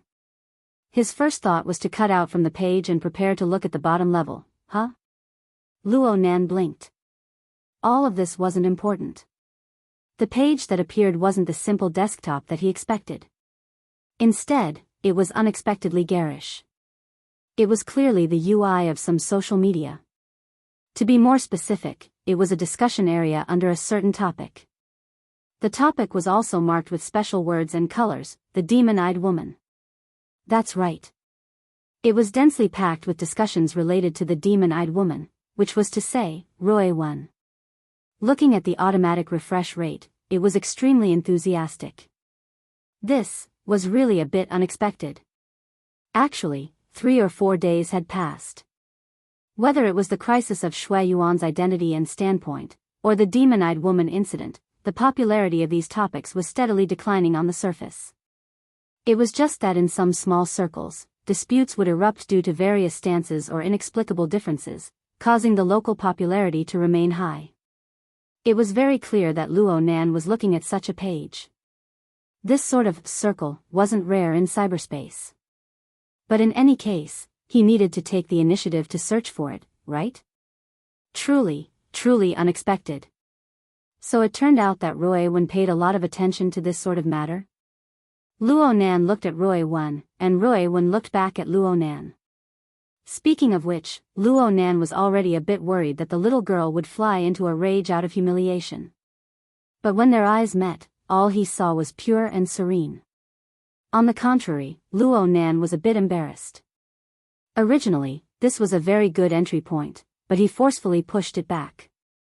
He was completely subconsciously covering up for Roy Wen. He cut back to the interface. It seems like I processed too much data. What the hell? Cover up my ass. But the matter was just this absurd. Luo Nan was clearly making things up, but what he said just so happened to hit the crux of the problem. While he was messing around with the drawing software, he saw that the back end of the drawing software was actually processing hundreds and thousands of drawings. Perhaps even more drawing materials. This wasn't a professional animation software. With such an enormous amount of data, coupled with Roy Wen's high requirements, it was naturally impossible to handle. The lag was born from this. Why are you drawing so much? Luo Nan understood as soon as the question left his mouth. It was certainly because Roy Wen wanted to ensure the detailed effects of this animation. He could see that Roy Wen really attached great importance to this new discovery. I'll download a professional software for you later. Hick. Instead of messing around with the software, it's better to go check it out on the spot. Roy Wen nodded, then she stood up. No. Not now. There's no rush. Luo Nan finally recovered. He knew that if he were to return to the topic of the Misty Maze and continue the conversation, then the preset brother and sister night talk would basically fall apart. He took the initiative to press the pause button. Let's study this matter in detail tomorrow. Tomorrow was Friday. Was he going to let Roy Wen skip class? Small matter. Luo Nan decisively bypassed this obstacle. He truly brought out the words he had already figured out. Oh Roy Wen, have you been running back and forth these past 2 days? Have you been too tired? Roy Wen shook her head and responded softly, I haven't. Then that's good. Luo Nan wanted to speak the following words, but he forcibly choked them off, making it hard for him to continue. This was because he suddenly came to a realization. He had just seen a new situation from Roy Wen that he had never seen before. He had never even thought of this new situation. He had prepared a plan for a heart-to-heart conversation, but now it was all for naught. At this sensitive time, the words spoken were like spilled water. It would be hard to take them back. Before this, Luo Nan really didn't think that Roy Wen had any psychological problems. At least, he didn't think that his aunt would be worried about her. But right now, he really couldn't grasp it. He wanted to play it safe. At the very least, he wanted to discuss it with his aunt, who had rich experience in educating others. He also wanted to observe her a bit more. And so, Luo Nan could only start strong and finish weak. He said a few words of nonsense about striking a balance between work and rest and left in a hurry. Luo Nan was a bit at a loss after leaving the door. Going to find his aunt right now seemed to be a bit of an overreaction. Then, he simply gave Moya a call. But the one who answered the phone was the manager of the Mountain Creek Band, the chubby Sister Meng. Mr. Luo? Moya and the others are performing. They transferred their signal to me. Is there something you need? Oh, I forgot. It's nothing. Only now did Luo Nan remember that Moya wasn't home tonight. She had a performance assignment. Luo Nan hung up the phone and stared blankly for a moment. He hesitated for a moment, but he focused his mental senses on Roy Wen. From his perspective, this wasn't a big deal. He didn't do this in the past because he wanted to protect his privacy.